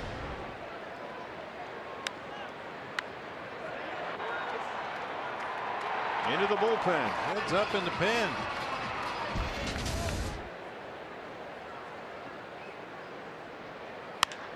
Got another base hit on the way to 200. So Segura make it 186 right now. And this is game 148 on the year. Shortstop, Chris. He stays red hot. So Gene, 2 hits last night, 2 more tonight. Chris Owings today 0 for 2. CO tripled and scored in the 9th inning last night against Kenley Jansen. CO has seen a steady diet of sliders off that outside corner recently. Well, that was his bugaboo before, chasing pitches outside the strike zone. Always been an aggressive hitter. He's never one to walk very much. Don't want to start getting back into that habit. Pops it straight up on the mound right in front. It's Turner. Well, that's where you hope he sort of backs up that hill and falls over. Oh, it's happened before. I believe it. First baseman, Paul Goldschmidt. 2 down for Goldie. He has popped up and struck out. Goldie's already struck out 6 times in the series.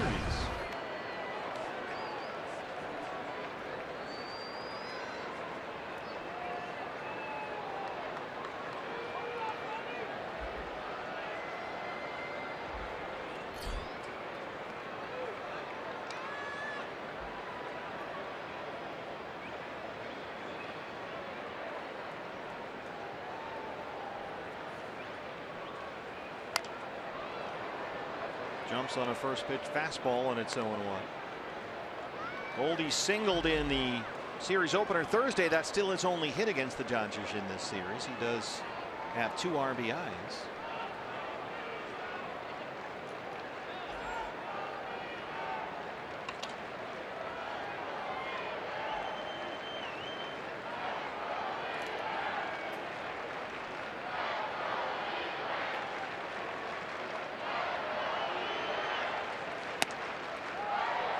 Another strike, fastball away, and it's 0-2.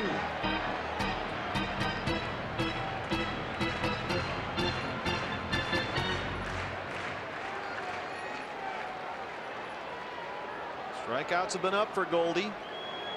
22 strikeouts in his last 48 at bats, and down no balls and 2 strikes.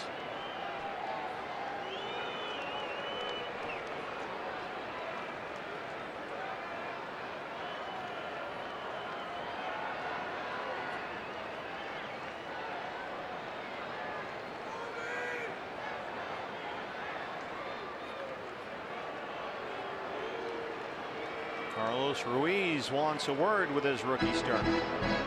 Bullpen is suddenly very busy for LA. We mentioned that Stewart has yet to go longer than 5 innings in any big league appearance this year. Liberatore, the left-hander. It was Coleman, the right-hander. We saw Coleman earlier in this series.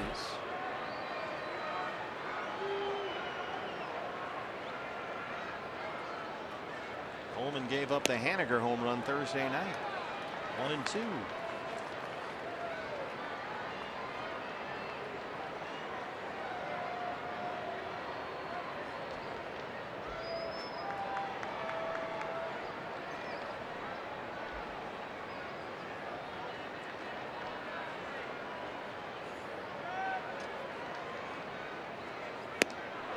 Struck him out.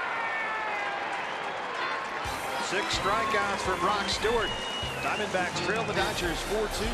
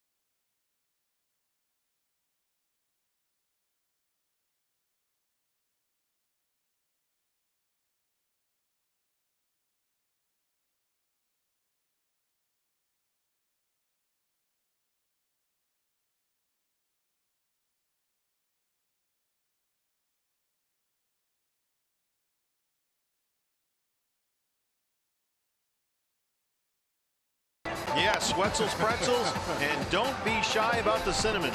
4-2 Dodgers. Hey, fans, with MLB.TV Premium, watch every out-of-market game live in HD on more than 400 supported devices and enjoy a free subscription to At-Bat Premium, the #1 app for live baseball. Blackout and other restrictions apply. Visit MLB.TV. Just a gorgeous night here at Chase Field. Glad you're with us. D-backs and Dodgers. Arizona trails it 4-2. Shelby Miller, after a bumpy fourth, has retired 5 in a row, and Adrian Gonzalez leads off the LA 6th. First 4 Dodger batters in that 4th inning reached against Shelby. Gonzalez walked. He wound up scoring after a pass ball and a throwing error by Wellington Castillo. Josh Reddick singled. Peterson hit one to Mars. Andrew Toll singled. But then Shelby got a double play ball and a ground out to win that inning and worked a 1-2-3 fifth. And he's ahead of Gonzalez 0-2.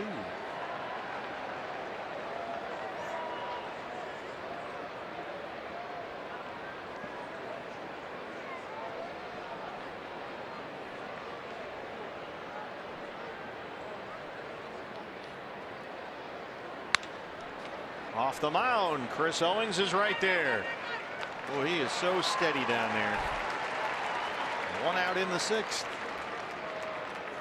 Gonzalez still just with 1 hit in the series. That'll bring up Josh Reddick. Right fielder Josh Singled Reddick. and scored his last time up.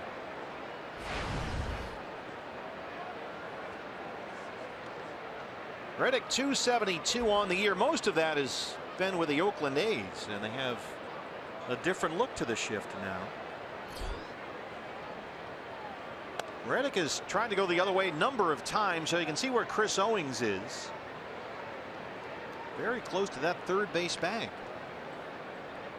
Somewhere along the line, Josh Reddick must have tried to bunt against an exaggerated pull shift, so the Diamondbacks leave CO over there in that third base position just to make sure he doesn't try to bunt. I would imagine with 2 strikes, we'll see CO shift way up the middle of the field. Reddick Thursday twice flied out to left. You could see him try to carve it the other way. So they've adjusted somewhat. He's ahead 2-0. And again, he lifts it in the air to left field. Long run for Brandon Drury on the run. And he won't get there. He's got to play it on a hop. You'll see Brandon Drury do that an awful lot when he's in the outfield. He'll play way back so it doesn't get behind him. But often, Bob, it seems to leave him a little too far back. Well, you can't protect against everything, but being a relatively inexperienced outfielder, most guys are more comfortable coming in on the ball than they are going back on the ball. So Brandon plays deep, very near the warning track out there in left field, and occasionally those little doinks are going to fall in. A 1-out single for Reddick. He's 2 for 3. Last time up, Jock Peterson hit one onto the concourse behind the pool in right center against Shelby Miller. His 23rd home run of the year and his 7th of the season against the Diamondbacks. He hit it right over that Nike logo onto the walkway.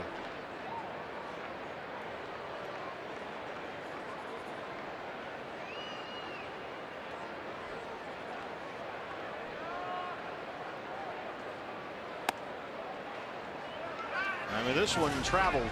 Oh. Down and got it. Goes right away. That ball way out of here. Peterson 13 games against the D-backs this year. 7 homers and 12 RBIs.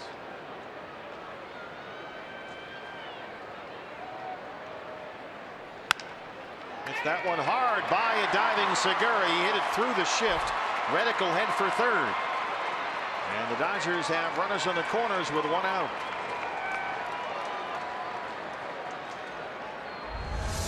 Left fielder Andrew Tolles. Just a hard 5-hopper that got through that right side. Gene Segura cheating a little bit over toward first base, since Peterson is most of the time a dead pull hitter, and Gene just couldn't make the adjustment quickly enough that time. Good example for some of these left-hand hitters, Bob. We talk a lot about exit velocity. You can beat those shifts by just hitting it really hard right into it. You'll line it by a lot of guys. Chip Hale, slow walk out to the mound. He's had the lefty Steve Hathaway warming up down there. You've got the left-hand hitting Andrew Toles coming up. And Shelby Miller's night will end right here after 5 1/3. We'll be back from Chase Field right after this.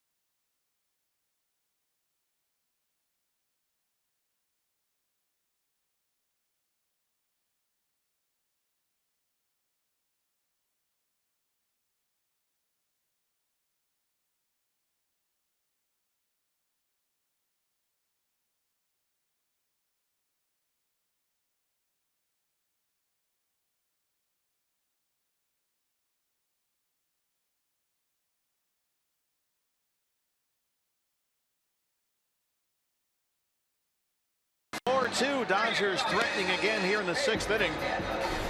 And your Arizona Federal Credit Union pitching change gets us the rookie lefty Steve Hathaway. He has made 4 appearances since his latest minor league recall and pitched scoreless baseball each time, including a scoreless 7th inning last night. As you might expect, Andrew Toles getting a spot started in left field today. He'll immediately be taken down for a right-handed hitting pinch hitter. It looks like Kike Hernandez is going to take the at-bat. A guy who has an excellent track record against left-hand pitching. So Hernandez hits for Toles. 197 and 6 homers. He grounded out as a pinch hitter Thursday in the series opener. Josh Reddick is the runner at third. Jock Peterson at first.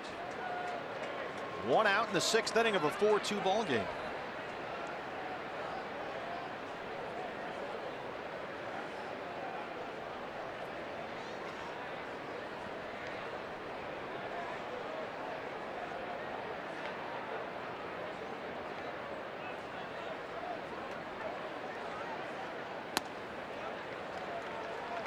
Good breaking ball from Steve Hathaway, and he's back even 1-1.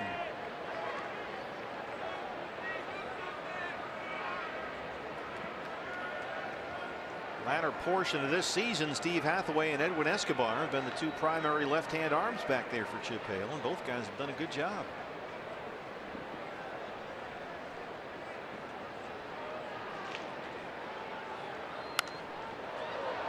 One and 2.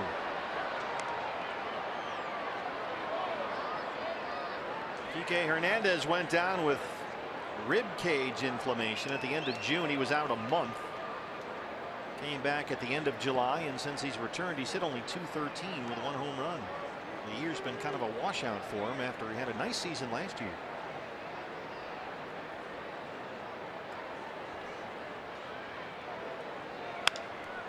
Inside, boy, Reddick had to hop out of the way of that one at third. And Gary Go-Go Gagne was right there, ready to take it, but a Dodger fan, it looked like, stole that one. Cut off our D-back fan. There's Bam Bam Balderrama, their Golden Glover, working the right field line. Bam Bam doing the old school arm pump. Back in the day, they used to have a graphic on the big board that they would play when Bobby would play that particular music, and everybody would pump their hands in the air. Bam Bam going old school. 1 and 2 on Hernandez. In the air, shallow right center. Tomas coming in. You've got Reddick at third, and he will hold there. A big second out recorded by Steve Hathaway.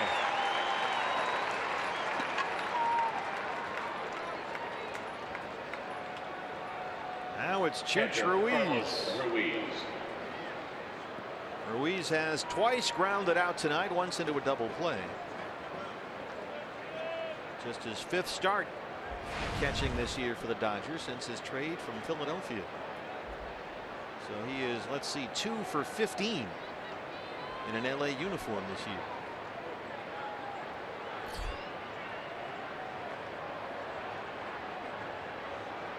One more big out to get for the rookie lefty.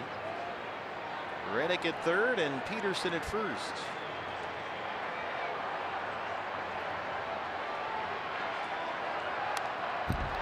Challenges him with a fastball up and in, and it's 0-1.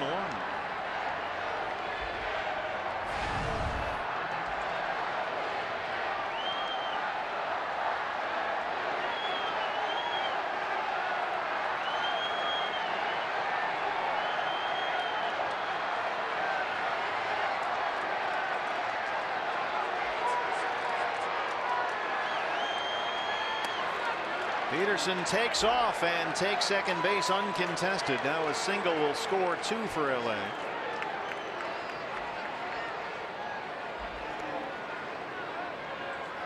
And normally you just go ahead and put Chooch Ruiz on and go after the pitcher in the on deck circle, but it's not the pitcher in the on deck circle. Yasiel Puig has just walked out there. He will hit for Stewart if it gets that far.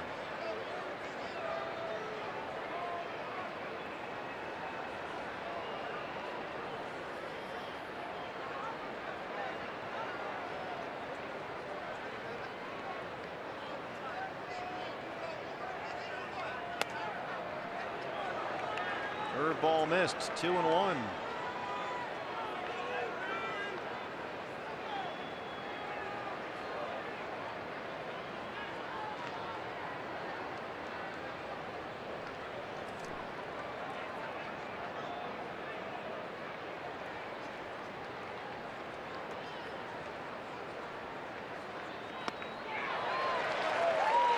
And right back to that breaking ball, and he's a strike away.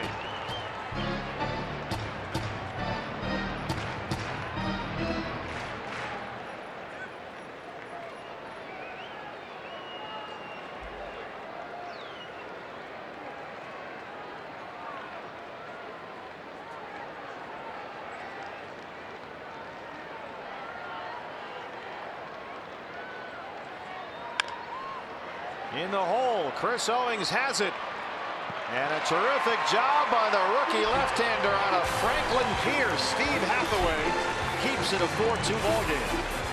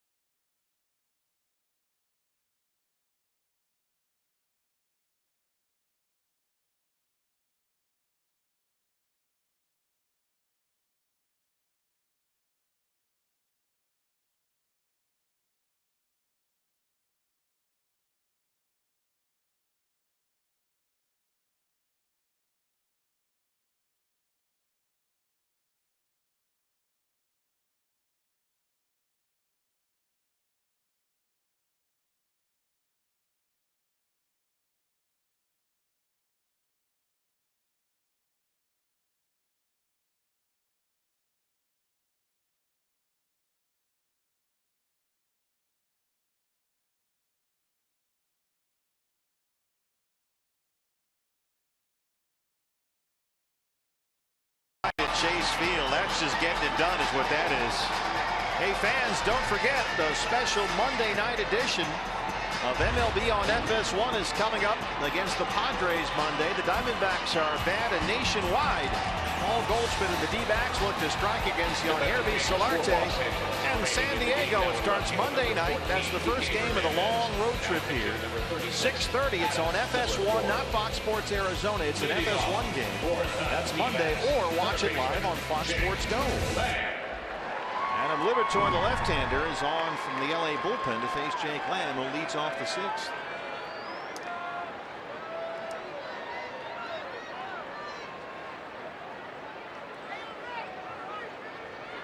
Jake has reached on an error and struck out looking.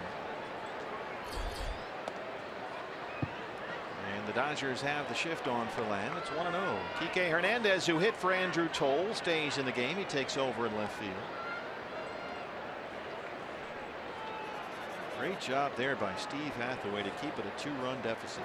It really was. Came in to face the lefty. Dave Roberts countered with a right-handed pinch hitter with a righty following, and Hathaway able to work his way through those two right-handed hitters. Yeah, that's 5 straight scoreless appearances for Steve Hathaway.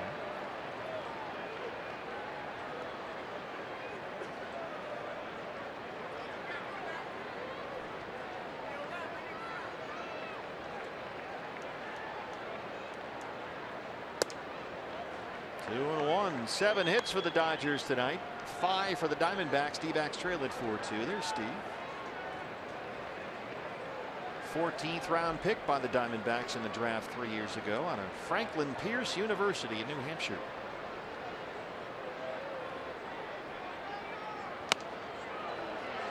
2-2.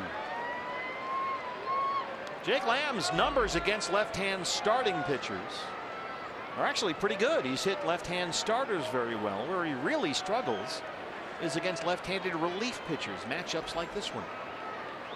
And there's a big difference in his splits, lefty starters versus lefty relievers. Well, there just aren't many soft tossing lefty relievers out there. No crafty lefty bullpen guys. And you're a left-hander, you probably throw bullets. Or some kind of a wicked breaking ball. There's only a few Randy Choates out there. Yeah.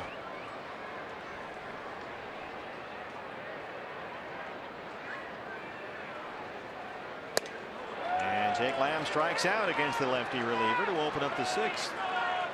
And here comes Dave Roberts. He's going to go back to that bullpen. Liberatore gets his guy. Elevated fastball at 92. Jake just couldn't catch up. Wellington Castillo, who homered his last time up, will be the hitter. But the Dodgers will bring in the right-hander from Chase Field after this.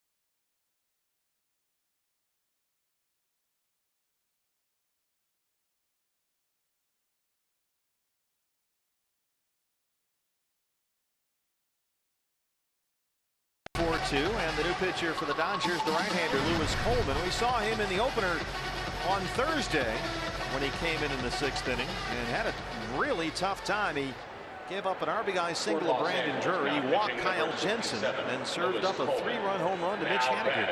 Catcher Wellington Castillo. And now he's on to face Wellington Castillo.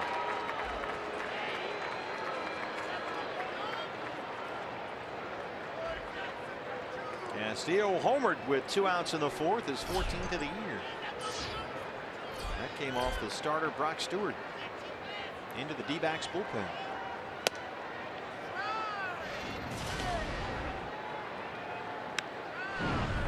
That's our Chaz Roberts. Air conditioning and plumbing. Cool play of the game. Hit it over the bullpen, in fact.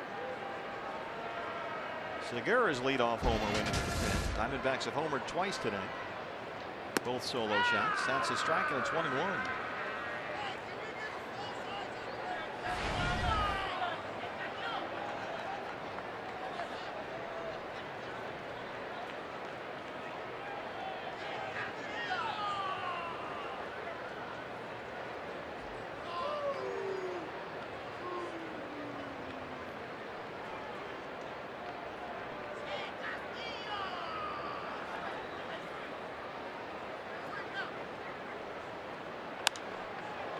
Popped up first base side. Gonzalez drifting into foul ground. 2 outs.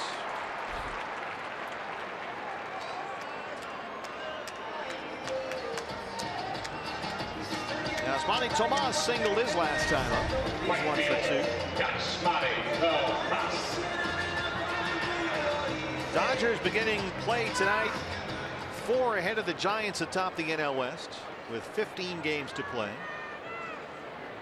Giants are hosting St. Louis tonight. Jeff Samardzija against Mike Leake. That's a tie ball game in the 4th inning. It's 1-1.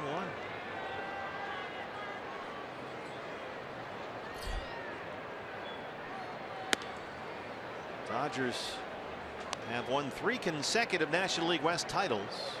The division was formed in 1969, and no team has ever won 4 straight NL West titles.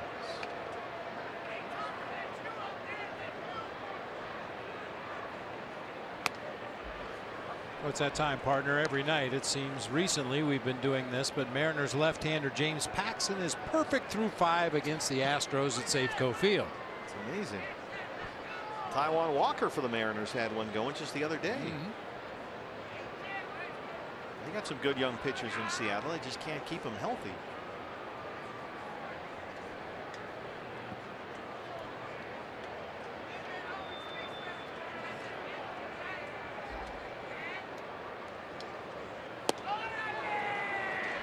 Slider, wild swing by Yasmani, and he's down 1-2.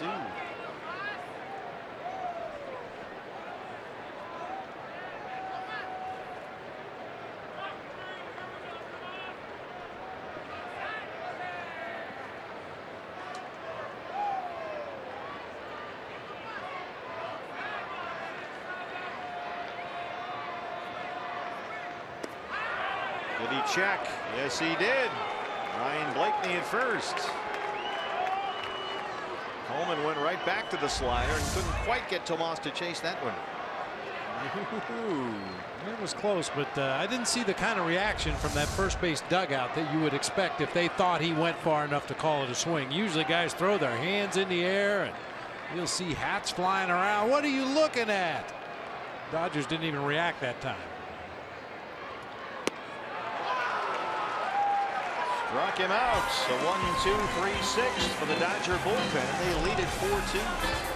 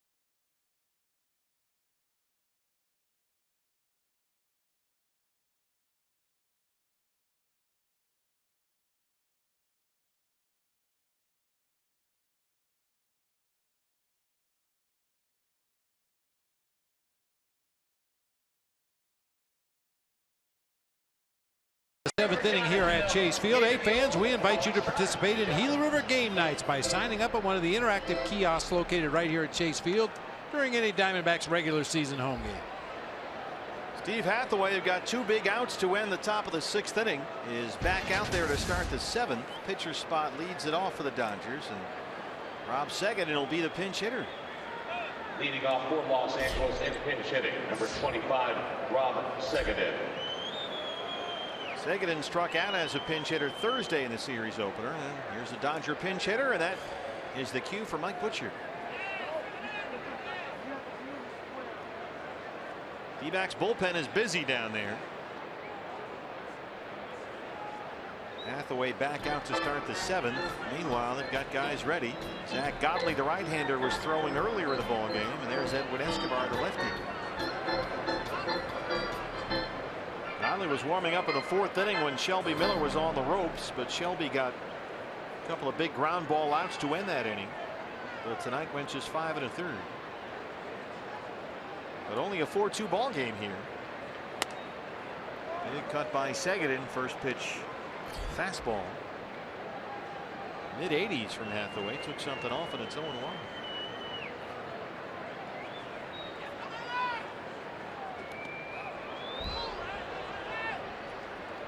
Steve Hathaway split this year in the minors, AA Mobile, AAA Reno.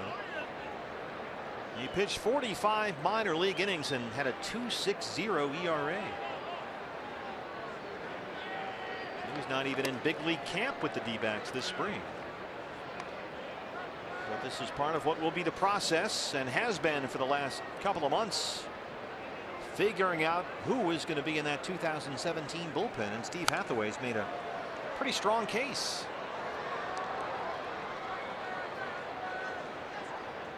Done a nice job of moving up through the D-back system. Had some elbow and shoulder injuries coming out of college at Franklin Pierce. Was only able to pitch 8 games 2 seasons ago at South Bend.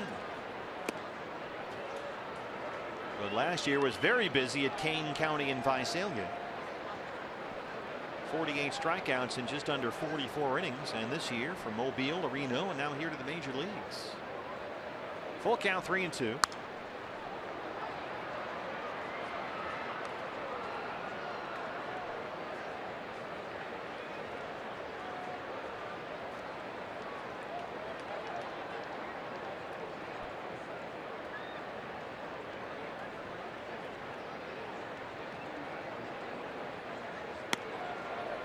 He walked him.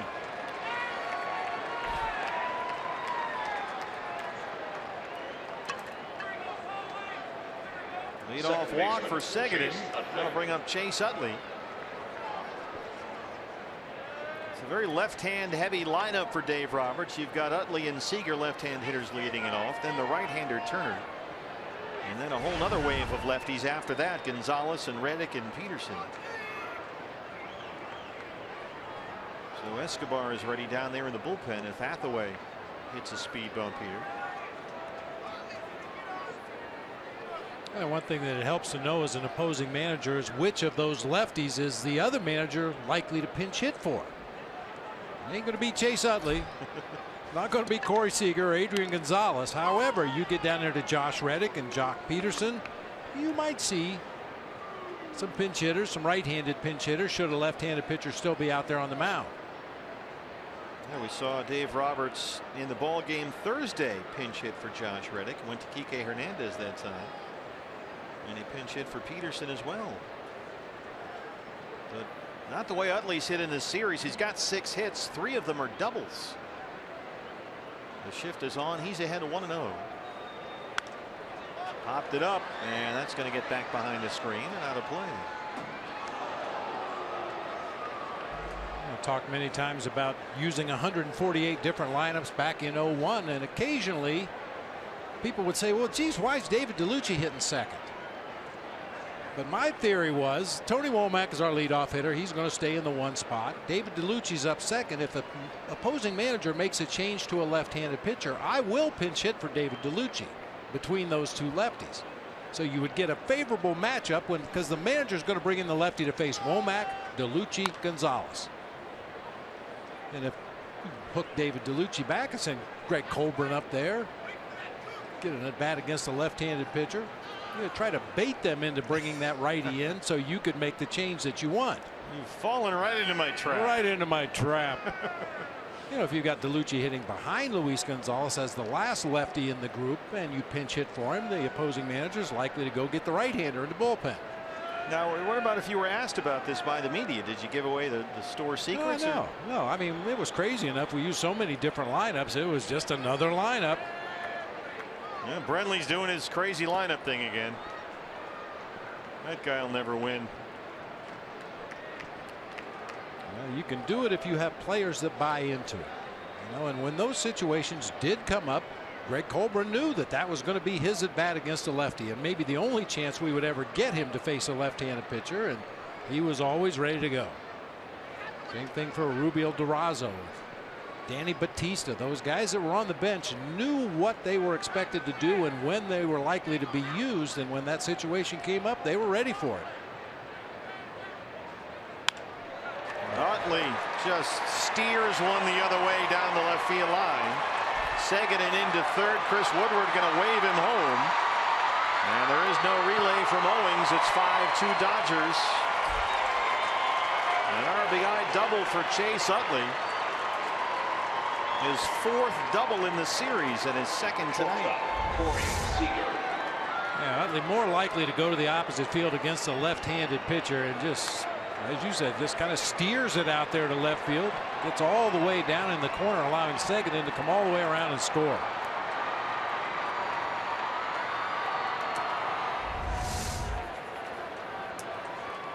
Utley already with 7 hits in this series.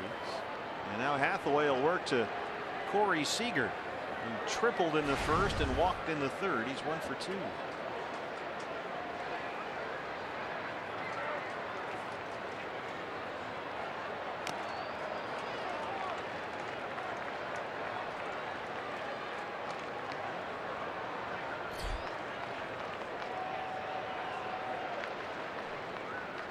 Do you think as much thought goes into lineup construction these days with all the sabermetrics? Because back in the day, nobody was coming at you with graphs and charts and things that said you got to hit this guy, that guy. You know, is it the same now as it was then? I don't know. You know, without really doing some analysis of every team, I think most ball clubs have their set lineup. The guys that play every day, they hit the same spot every day with a few minor changes here or there. We had a completely different situation with that 0-1 team. We've talked about it before. A bunch of old guys in the starting lineup that needed regular rest and a bunch of bench guys that were good enough to be starters. They really meshed together well. I once heard an older player refer to that as veteranism. Veteranism. We got good veteranism on this team. Absolutely. That team had veteranism coming out the yin-yang. Everywhere you look, there was another old guy. A lot of veteranism on that ball club.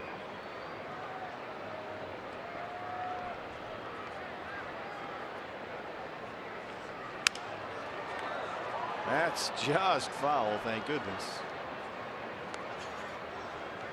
What do you think you bring to the table here with the club this year? Well, I think I really bring a lot of veteranism. Yeah. Wait, what? I'm old, and that's an asset.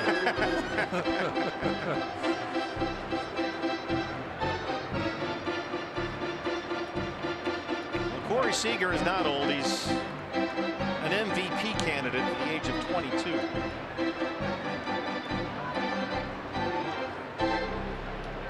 Got an older brother who plays third in Seattle, Kyle Seager.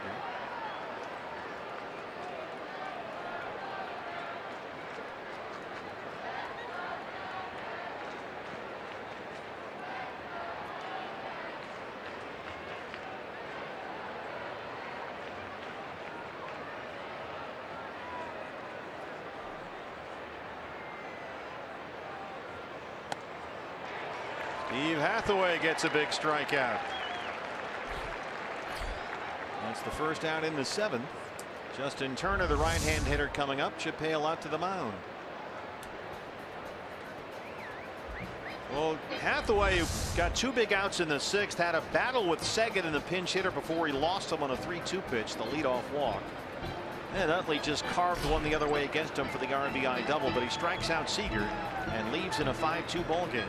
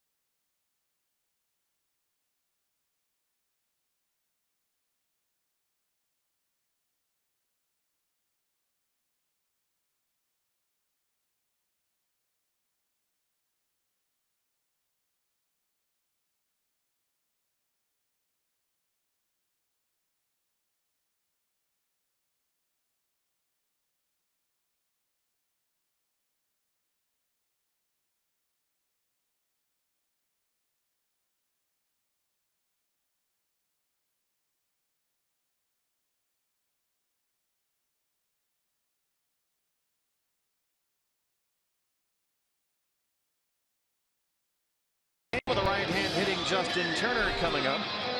And Zach Godley on from the bullpen. Zach has not pitched in a full week. 4-3 with a 6.79 ERA. He has worked exclusively out of the bullpen since the end of August. He pitched Friday and Saturday when we started this homestand last weekend against the Giants. Worked 1 inning against San Francisco Saturday. Gave up 2 runs on 3 hits, including a homer. And he'll work to Turner with 1 out here in the 7th inning, and Utley at second base. Turner 0 for 2 so far. He drove in the game's first run with a sacrifice fly in the first.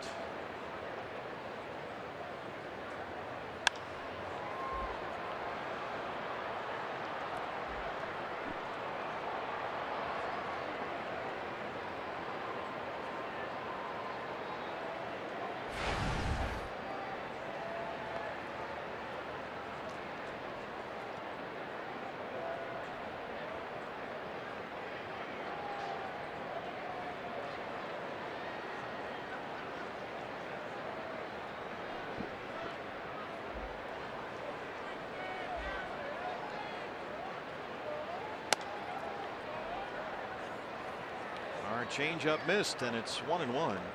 Justin Turner, a better hitter away from Dodger Stadium. In fact, he's about 50 points better on the road, where he's hit 5 more homers with 10 more RBIs, and that's in 3 fewer games. Now make it 11 RBIs after a sac fly in the first. Third ball from Godley, and it's 1-2. I made kind of a comparison between Jose Bautista of the Toronto Blue Jays and Justin Turner last night. Bautista was a guy that kind of part-time player with the Pirates, had a high of 16 home runs playing for Pittsburgh back in '06. Just kind of bouncing around the field, playing different positions. Nice utility guy to have. Goes to Toronto, all of a sudden he hits 54 bombs. Hey, Joey Bats. I don't know that Justin Turner will end up hitting 50 home runs in a season, but he's a guy that was viewed as a nice utility player. Bunch of change-ups and curveballs from Zach Godley, and he gets Turner. Well, Turner, nice utility guy, good guy to have on the team. Well, he finds himself getting regular at bats and regular playing time with the Dodgers, and has taken full advantage of it. Chip Hale matching up. He's had the lefty Edwin Escobar back there, so Godley, who's been a long man in the bullpen, is brought in to face one batter, the right-hander Turner, and he struck him out.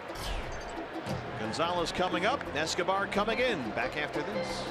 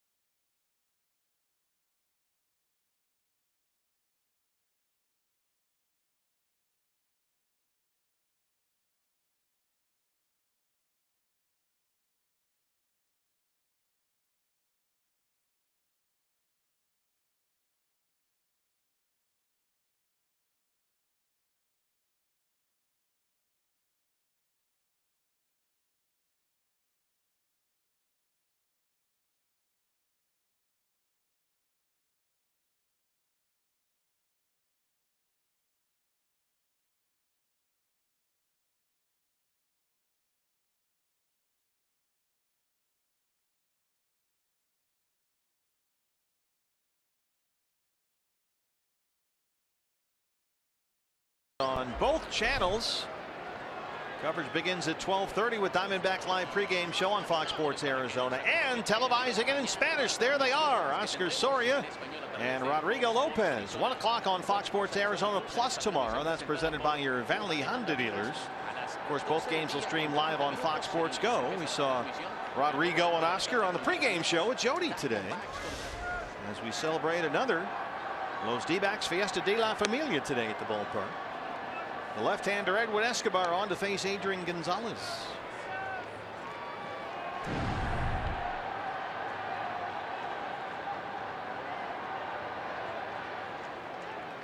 Escobar got a couple of big outs last night against the Dodgers. Already his 9th appearance this month.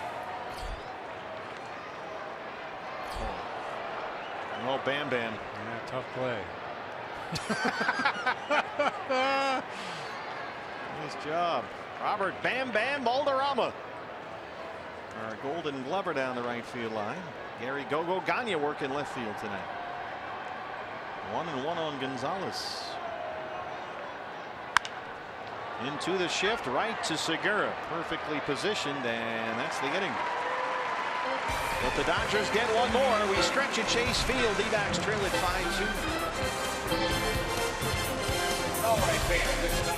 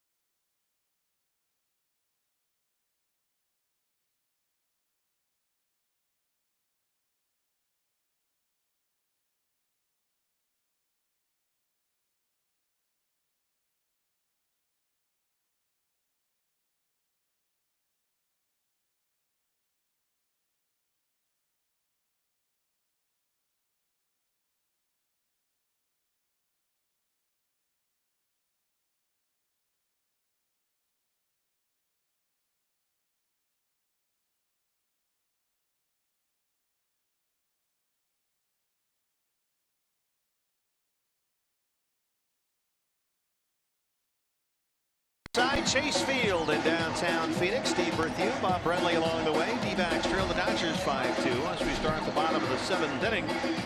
What's next brought to you by CenturyLink. The final game of this homestand and the final game this year against the LA Dodgers. The rookie Jose De Leon will start for LA. Robbie Ray on the mound for the Diamondbacks.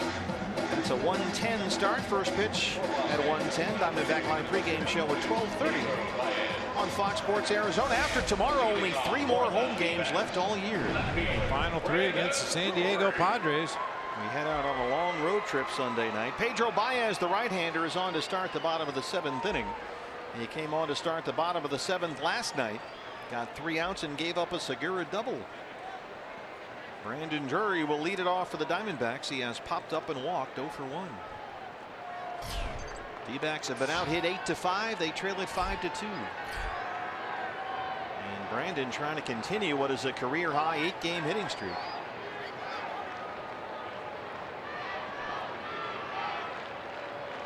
Giants have taken a lead over St. Louis. It's now 2-1 San Francisco. They're in the 6th inning at AT&T Park. Jeff Samardzija versus Mike Leake. First pitch slider from Baez, and it's 0-1.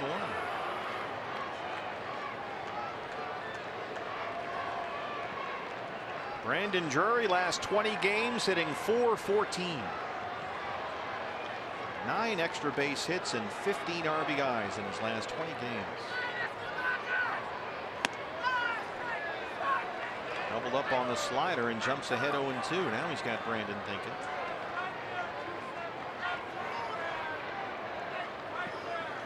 These are kind of counts where recently Brandon Drury has been willing to look for something away and drive it to the opposite field. Most teams go away from him in those 2-strike counts. That fastball sails up and in. Ryan Blakeney says no, he didn't go. Brandon just trying to avoid that one. Baez has got that heavy fastball, a lot of heat, upper 90s velocity, that hard slider 88, 89.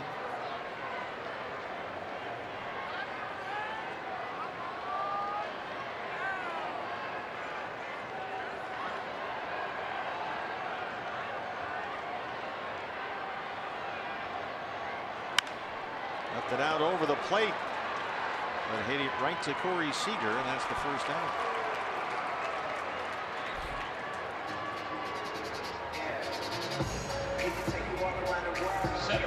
Mitch Haniger. Mitch singled his last time up. He's 1 for 2. Pitcher spot behind Haniger, and here comes Ricky Weeks Jr. in the on-deck circle.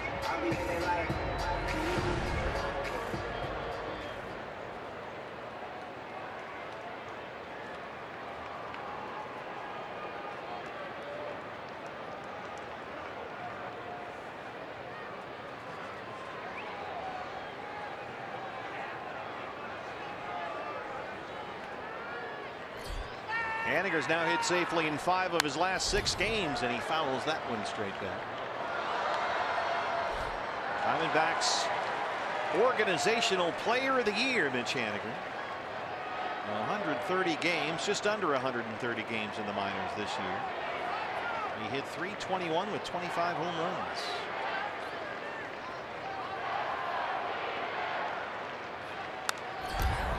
There's that hard fastball from Baez. And it's 0-2.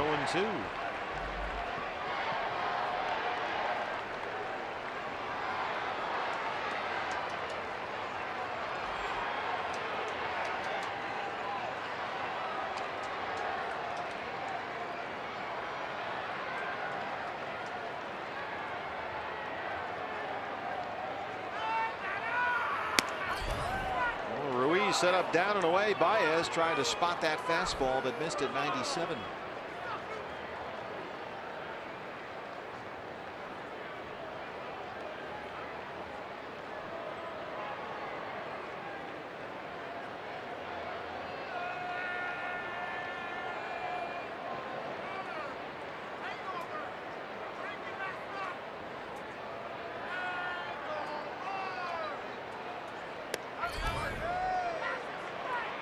Two.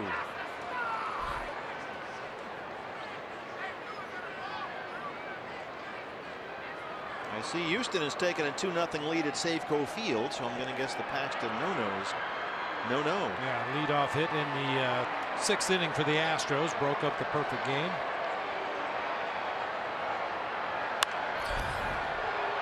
That's leaking near the seats and drifting out of play. Big crowd here tonight at Chase Field. Roof and panels open. Great atmosphere inside the ballpark. Come on down tomorrow. After tonight, only 4 more home games left this year. dbacks.com/tickets. Come on out and watch Robbie Ray. There's a chance Robbie Ray might punch out 12 or 15 Dodgers tomorrow, the way he's been throwing the ball recently. Yeah. First pitch at 1:10. D-backs Live pregame show at 12:30. After that, we're on an airplane for San Diego, and then Baltimore, then Washington, D.C. Come back for 3 against the Padres, and that's it. Baez tried to throw a changeup, but bounced it, and Haniger's worked it full 3-2. Ricky Weeks Jr. on deck.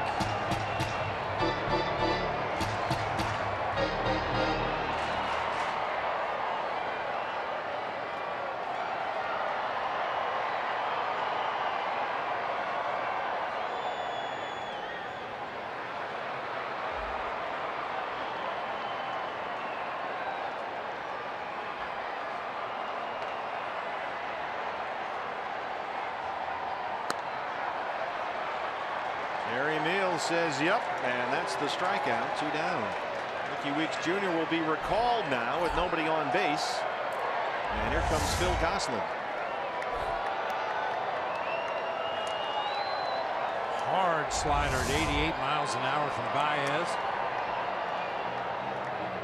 So if Haniger had been able to get on base, you'd like to get Ricky Weeks Jr. up there, try and get a 2-run homer. Instead, with the bases empty and 2 down, it'll be Gosselin. He'll hit for the pitcher Escobar. Phil 277 and 2 home runs. Struck out as a pinch hitter last night. His only at bat in the series.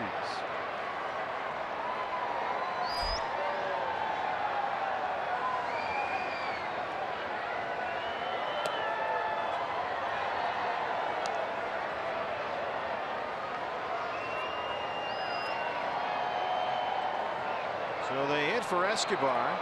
And it looks like Enrique Burgos is down there in the Diamondback bullpen. He'll get the 8th inning.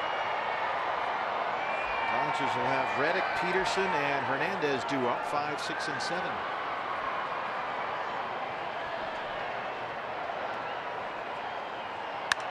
Phil Gosselin drops one into right center field. A 2-out single brings up Gene Segura.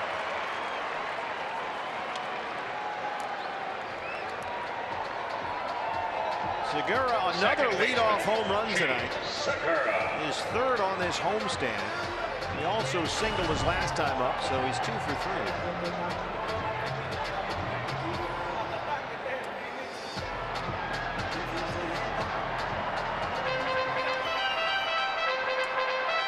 Segura in the 7th inning last night doubled down the right field line against Pedro Baez.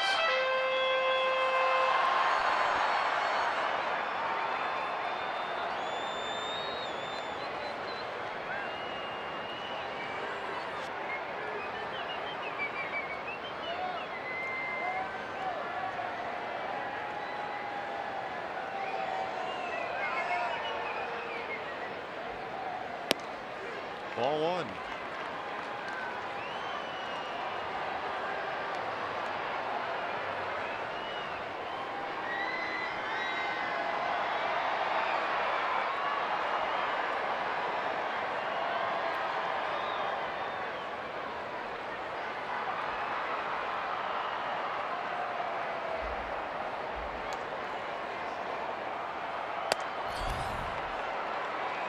Fastball missed, and Segura's ahead 2-0.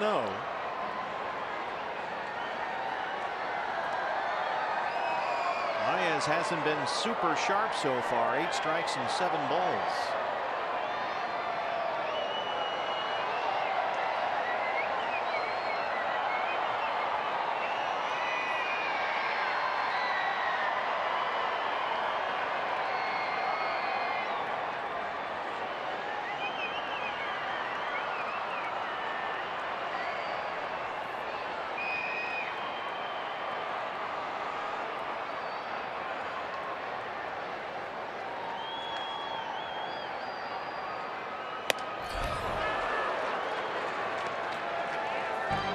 Power. Yeah, took a rip at a 97-mile-per-hour fastball up there near the top of the strike zone. It's hard to fault Gene for chasing those pitches in and up, because he has gotten to some of them recently and pulled them down that left field line for home runs. He's like Yasmani Tomas that way. Up and in, he's swinging.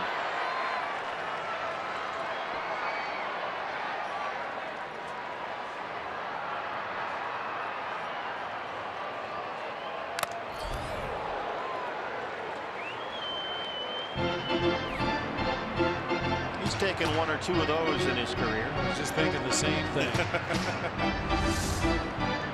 11 years for Chooch Ruiz.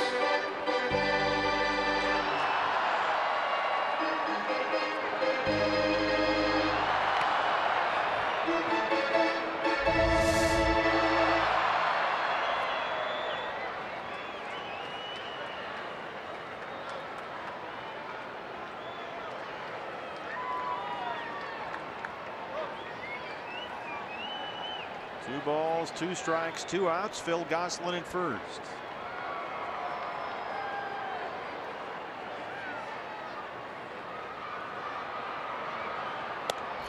Called strike 3. Well, headed the 8th inning. Diamondbacks trail the Dodgers 5-2.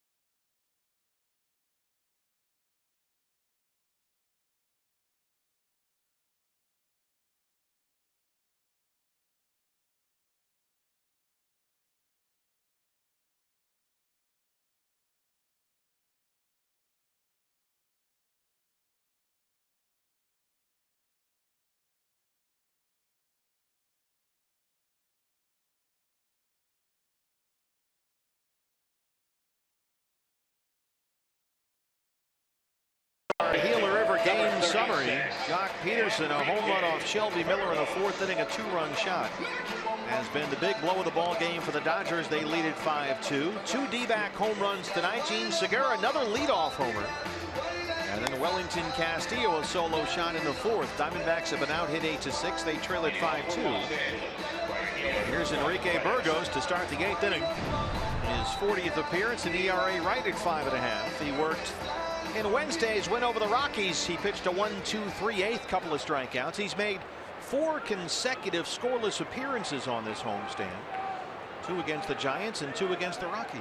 Averaging nearly 12 strikeouts per 9 innings over his last 27 outings. Josh Reddick, a pair of singles and a run scored, leads off the LA 8th.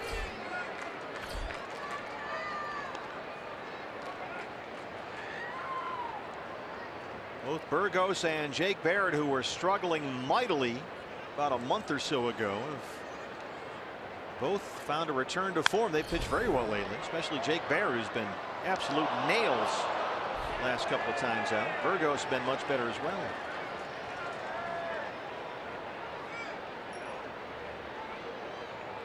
Jake Barrett's become the king of the 1-2-3 inning. Burgos ahead of Reddick 0-2. Reaches out and lifts it along the left field line, headed for foul territory, and it's in the seats.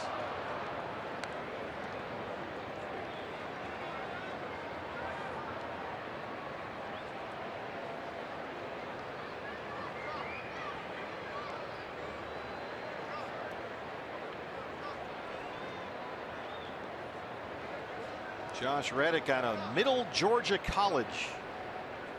A 17th round pick by the Red Sox 10 years ago. If you're a good player, they'll find you. Grew up in Guyton, Georgia. Broken bat, and he dunks it down the right field line. Tomas over to cut it off, and Reddick has his 3rd hit tonight. His 16th double this year.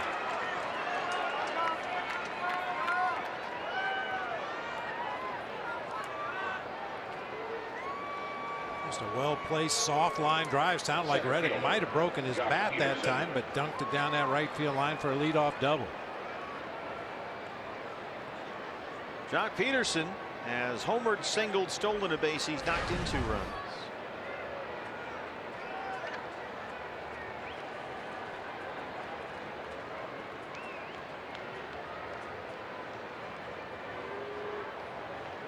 Home run in the 4th inning, his 7th homer versus the Diamondbacks this season. Big cut at that fastball, and it's 0-1. And Jock Peterson, if history holds true, once he gets 1 home run in a game, he swings even harder. He's already got 1 in the bank tonight. He's going to try to get that 2nd one.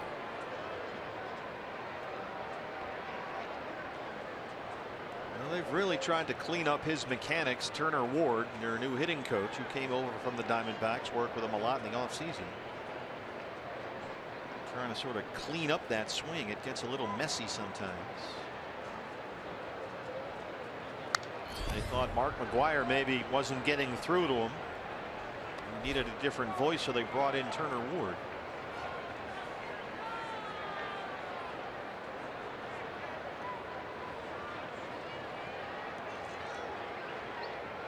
He's done a lot of different things. He used to have a very pronounced front foot motion. Remember, he had a very high leg kick, Jock Peterson, when he first came up. It's a little quieter now. It's more of a compact step forward, trying to cut down on all those strikeouts. A little more upright at the plate, too.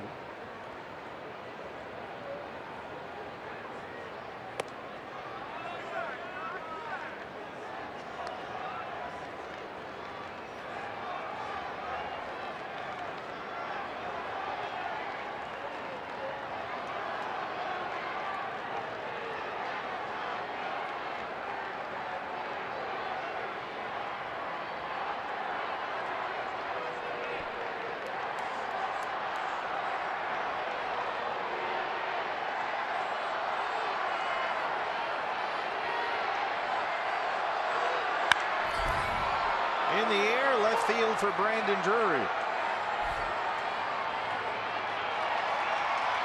That's the first out in the 8th inning. And the batter will be Andre Ethier. He will hit for Kike Hernandez, who came into the game to hit for Andrew Toles.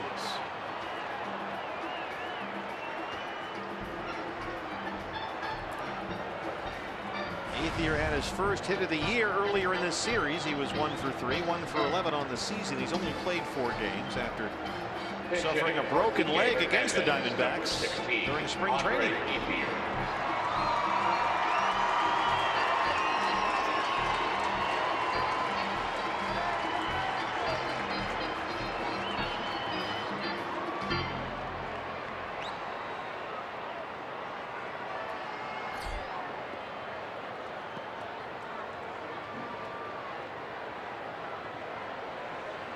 First base is open. They'll give him a free pass and work to Carlos Ruiz, who bats right-handed. You could possibly see Yasmani Grandal take the at-bat for Carlos Ruiz if Dave Roberts chooses to go that direction. Ethier, the only left-handed bat available off the bench, but Grandal is a switch hitter and he is a catcher.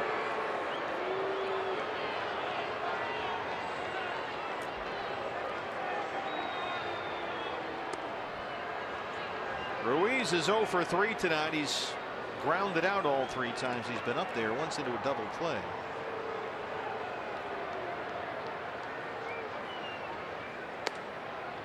But he will take the at bat.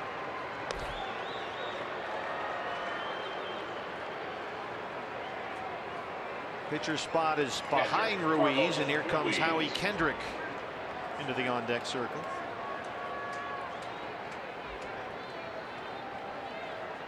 No shortage of players on either side. The Diamondbacks keep adding to their September roster. Oscar Hernandez was activated today, so Oscar is here in uniform. 2 on, 1 out for Ruiz. There he is, up from Double-A Mobile. And a big home run earlier this year at Citi Field in New York.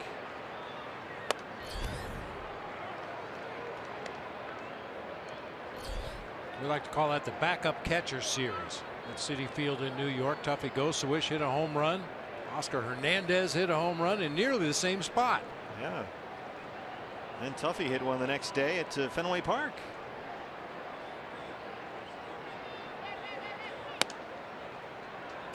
Two and 0 on Ruiz.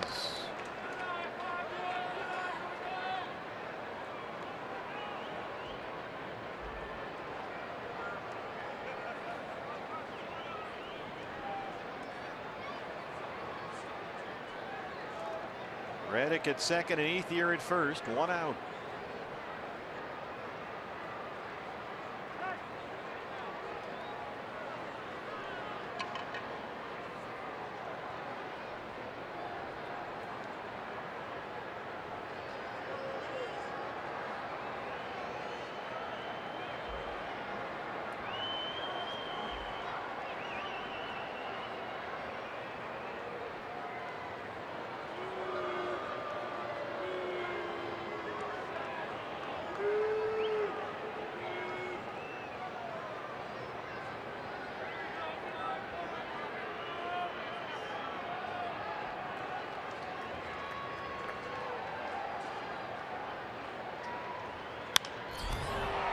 Fly ball center field for Mitch Haniger.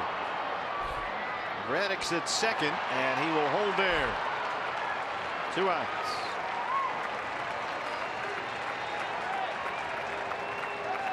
And here comes Kendrick. It's a hit for the pitcher Baez. Howie Kendrick, 267, 8 homers this year. He singled last night. Got the start in left field. Struck out as a pinch hitter Thursday.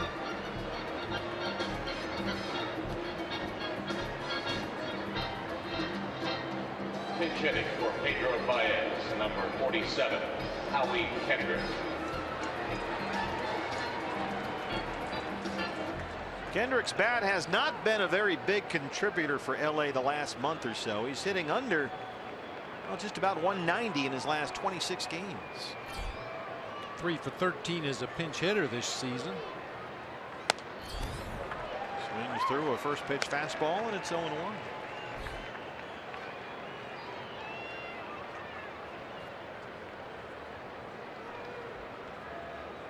Dodgers have stocked up on some veteranism. Utley on deck. Just saw Ruiz. Got Kendrick up there. Mixed in with some of the youth.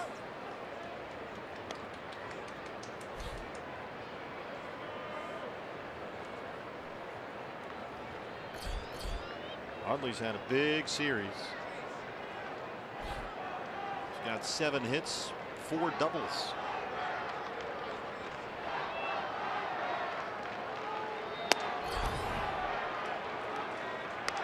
Two and 1 on Howie Kendrick.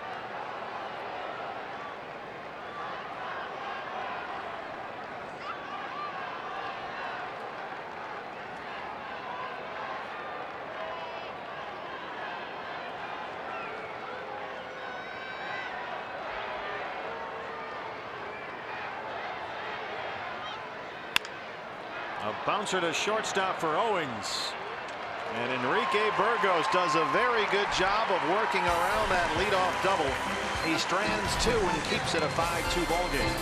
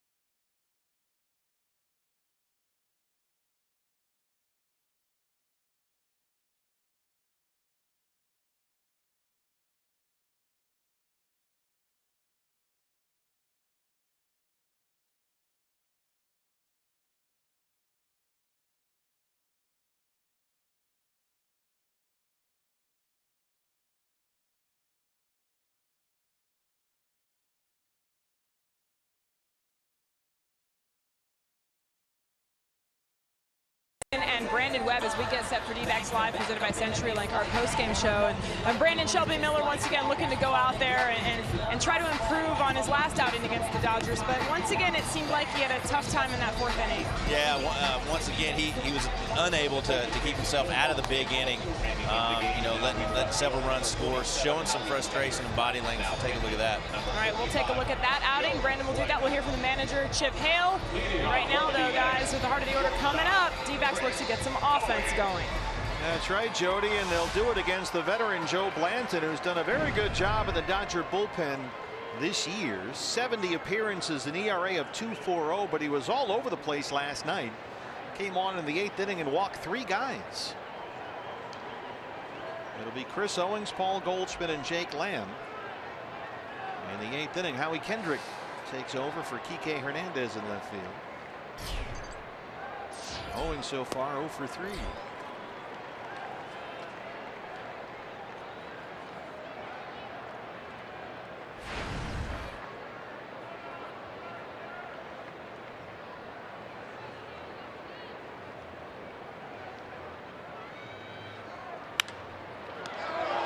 Justin Turner's in the wrong spot. 1 out. That was headed for the corner. Would have been a double for Owings. Instead, it's 1 out for Blanton. Turner absolutely in the wrong spot. Playing in, protecting against the bunt. Very little time to react. Just kind of leans to his right, makes the catch on that line drive for the first out of the inning. Here's Goldie. Goldie 0 for 3. He has struck out 7 times in the series.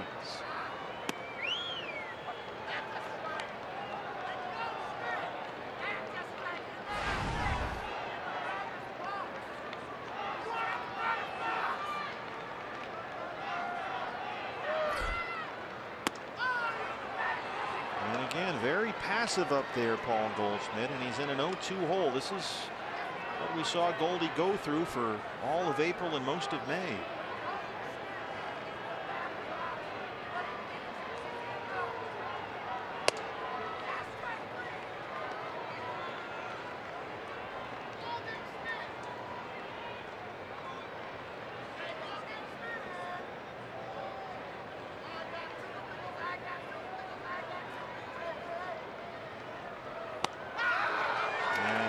Strikes him out. Well, Paul Goldschmidt in his last 50 at bats has struck out 24 times. 24 strikeouts in 50 ABs for Goldie. Yeah, I don't know what's more troubling, the passive nature early in the at bats, falls behind in the count, and then swinging right through pitches that we have seen him drive hard into gaps and out of the ballpark.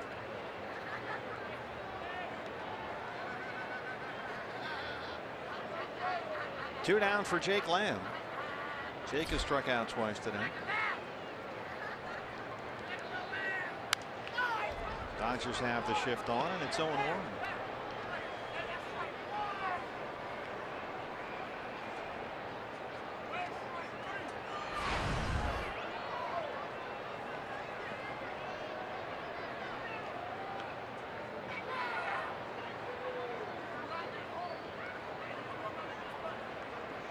Silvino Bracho warming up in the Diamondback bullpen. Dodgers will have the top of the order due up in the 9th inning. Utley, Seager, and Turner.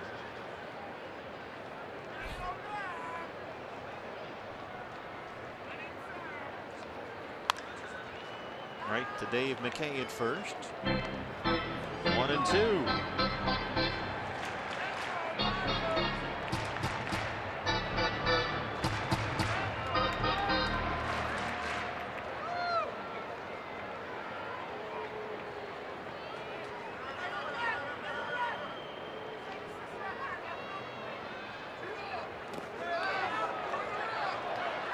Ruiz is going to have to hurry, and they're able to complete the strikeout. So Blanton, who walked 3 in the ball game last night, works a 1-2-3/8 with 2 strikeouts. We go to the 9th.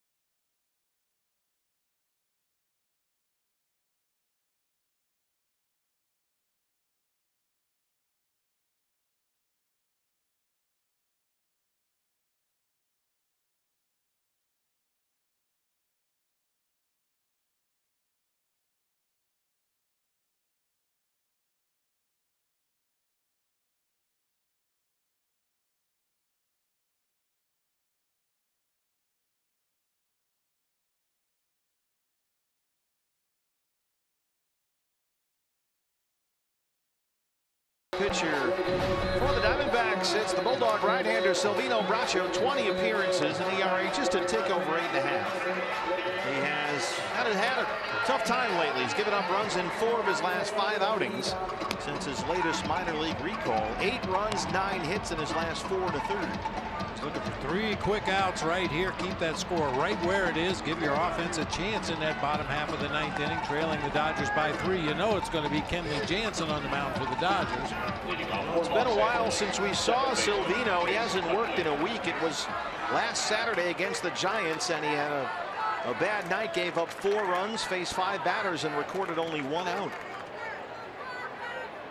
And Chase Utley, who's got 2 more doubles tonight, will lead off the LA ninth. There's the defensive alignment. Utley with 7 hits in the series, including 4 doubles.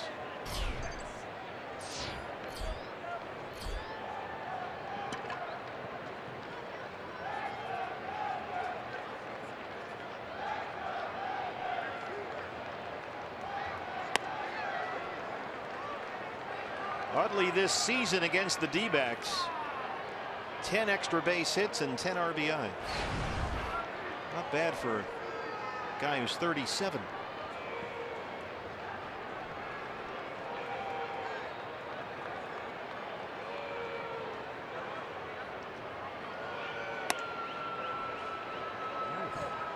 Good looking pitch right there. Jerry Meal says no, and it's 1-1.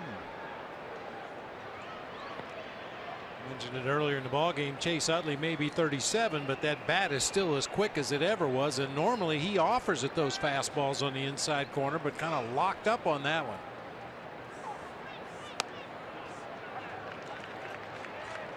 A ball and 2 strikes.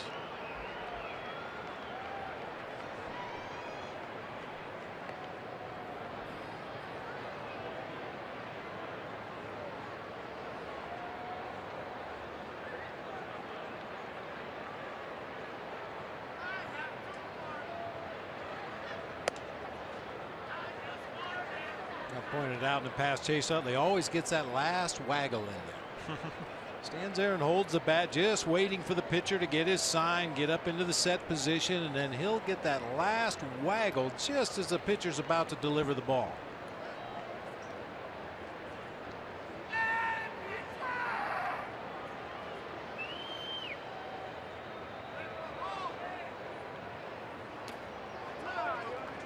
Lays off a slider, and it's a full count, 3-2.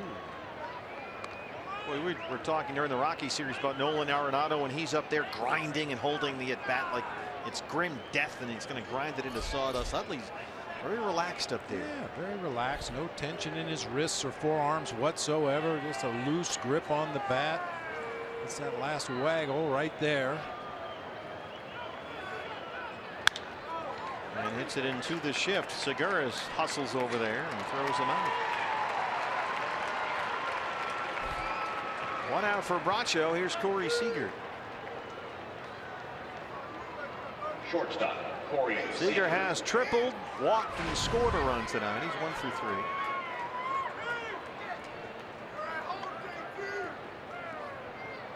Diamondbacks in the bottom of the 9th inning will have Castillo, Tomas, and Drury 5, 6, and 7 with Kenley Jansen warming up in the LA bullpen.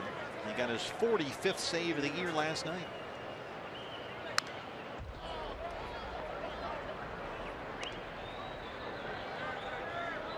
Rally caps in place.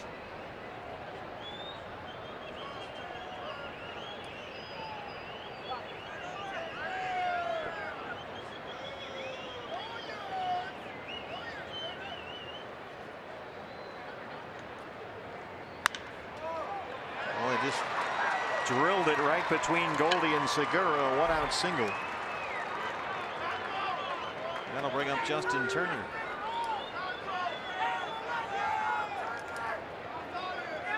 Third baseman Justin Turner. Turner's 0 for 3, did drive in a run in the first inning after Seager had tripled. The fly ball to center made it 1-0 LA.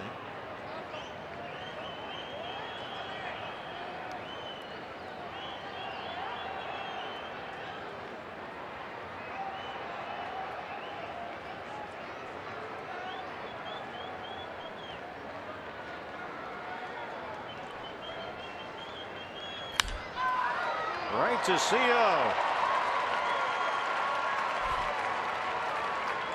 Well, you'll remember in the Bottom of the 8th inning, Owings lined one right to Turner at third, and now he's able to return the favor. Take that.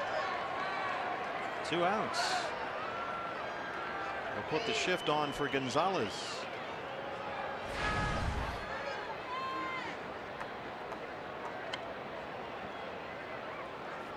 Gonzalez just 1 hit in the series. He had a single in the 4th inning last night.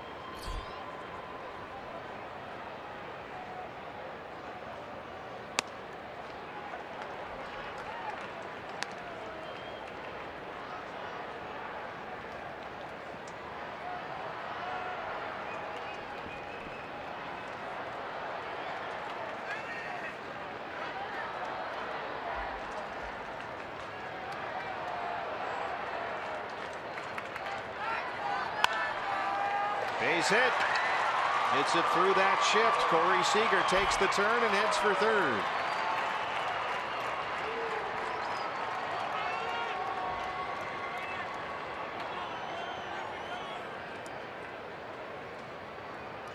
Right fielder Josh Reddick. Josh Reddick, big night. 2 singles and a double. He has scored a run.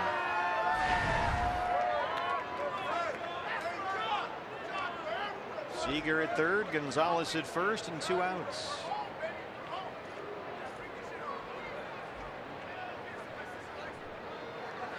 Giants still lead the Cardinals. San Francisco up 2-1. They're in the 8th inning at AT&T Park. Dodgers began today 4 ahead of the Giants with 15 to play for the division lead.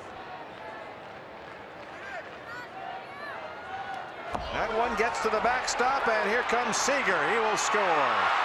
Diamondbacks wild pitch in, another run, and we've seen that far too often this year.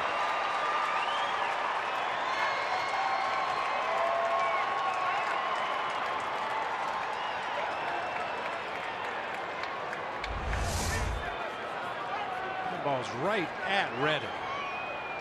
Wellington Castillo expecting a tailing fastball on the outside corner, instead gets a cut fastball way off the inside part of the plate.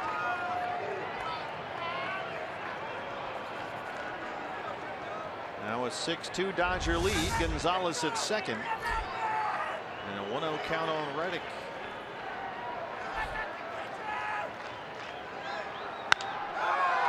Center field for Haniger. And that ends the inning, but the Dodgers get one more. Bottom 9 we go. D-backs down 4.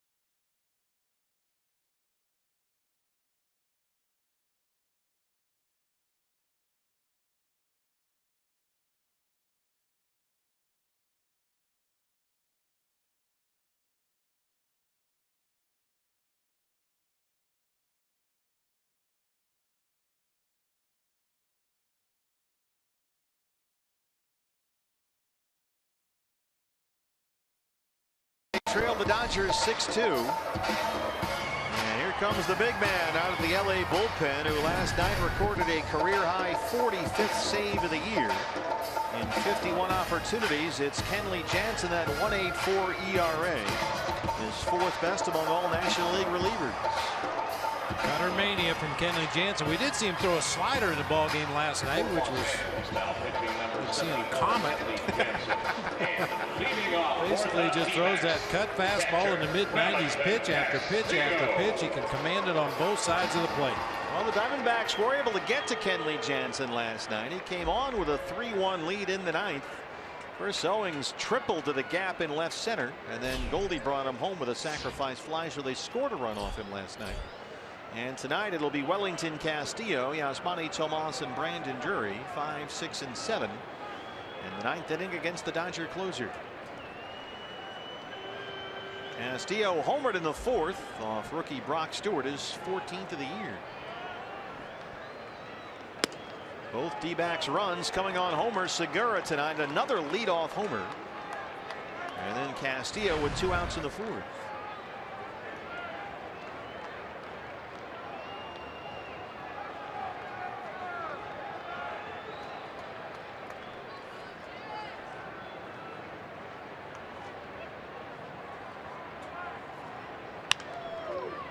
Just foul.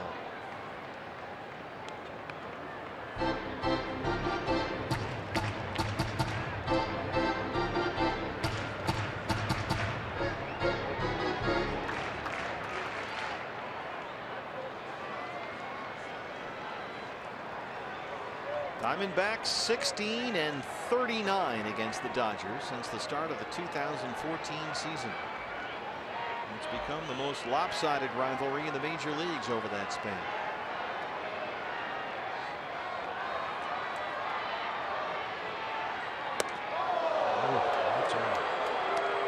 There's that cutter.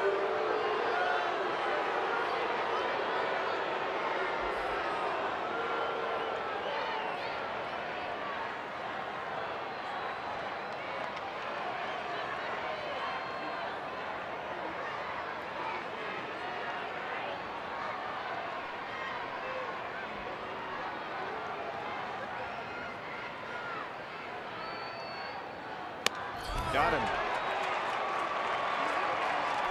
Last 3 Diamondback hitters have struck out. That'll bring up Yasmani Tomas.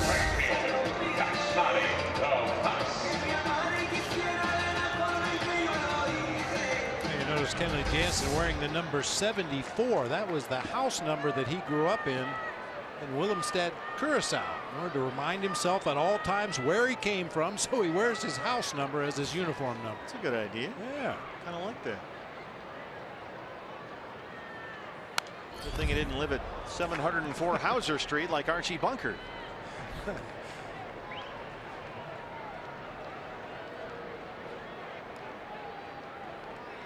He'd be out there with a uniform number that said apartment 4B.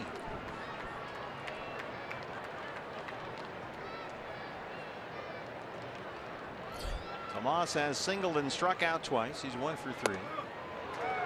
And he's down 0-2.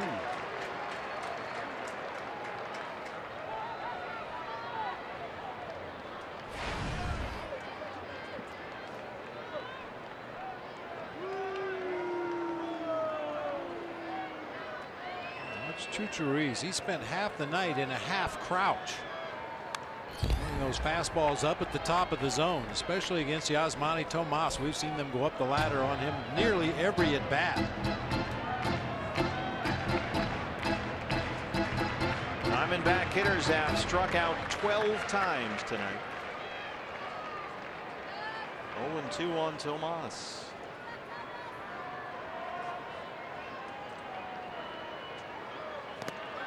Make it 13. As Ruiz will finish this one off. 4 consecutive strikeouts by D-backs hitters, and the last man standing is Brandon Drury. Goldie struck out 3 times tonight. Jake Lamb struck out 3 times. Tomas has struck out 3 times. A look to Robbie Ray tomorrow. As Drury steps up 0 for 2 with a walk, trying to extend his 8-game hitting streak.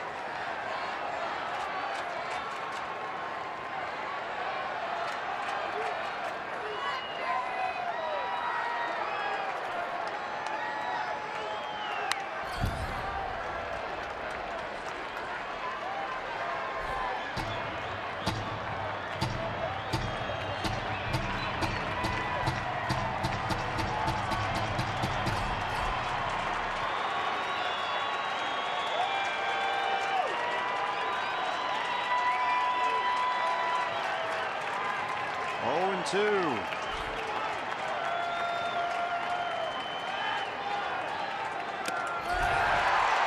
Jansen strikes out the side and gets his 46th save, and the Dodgers win it 6-2.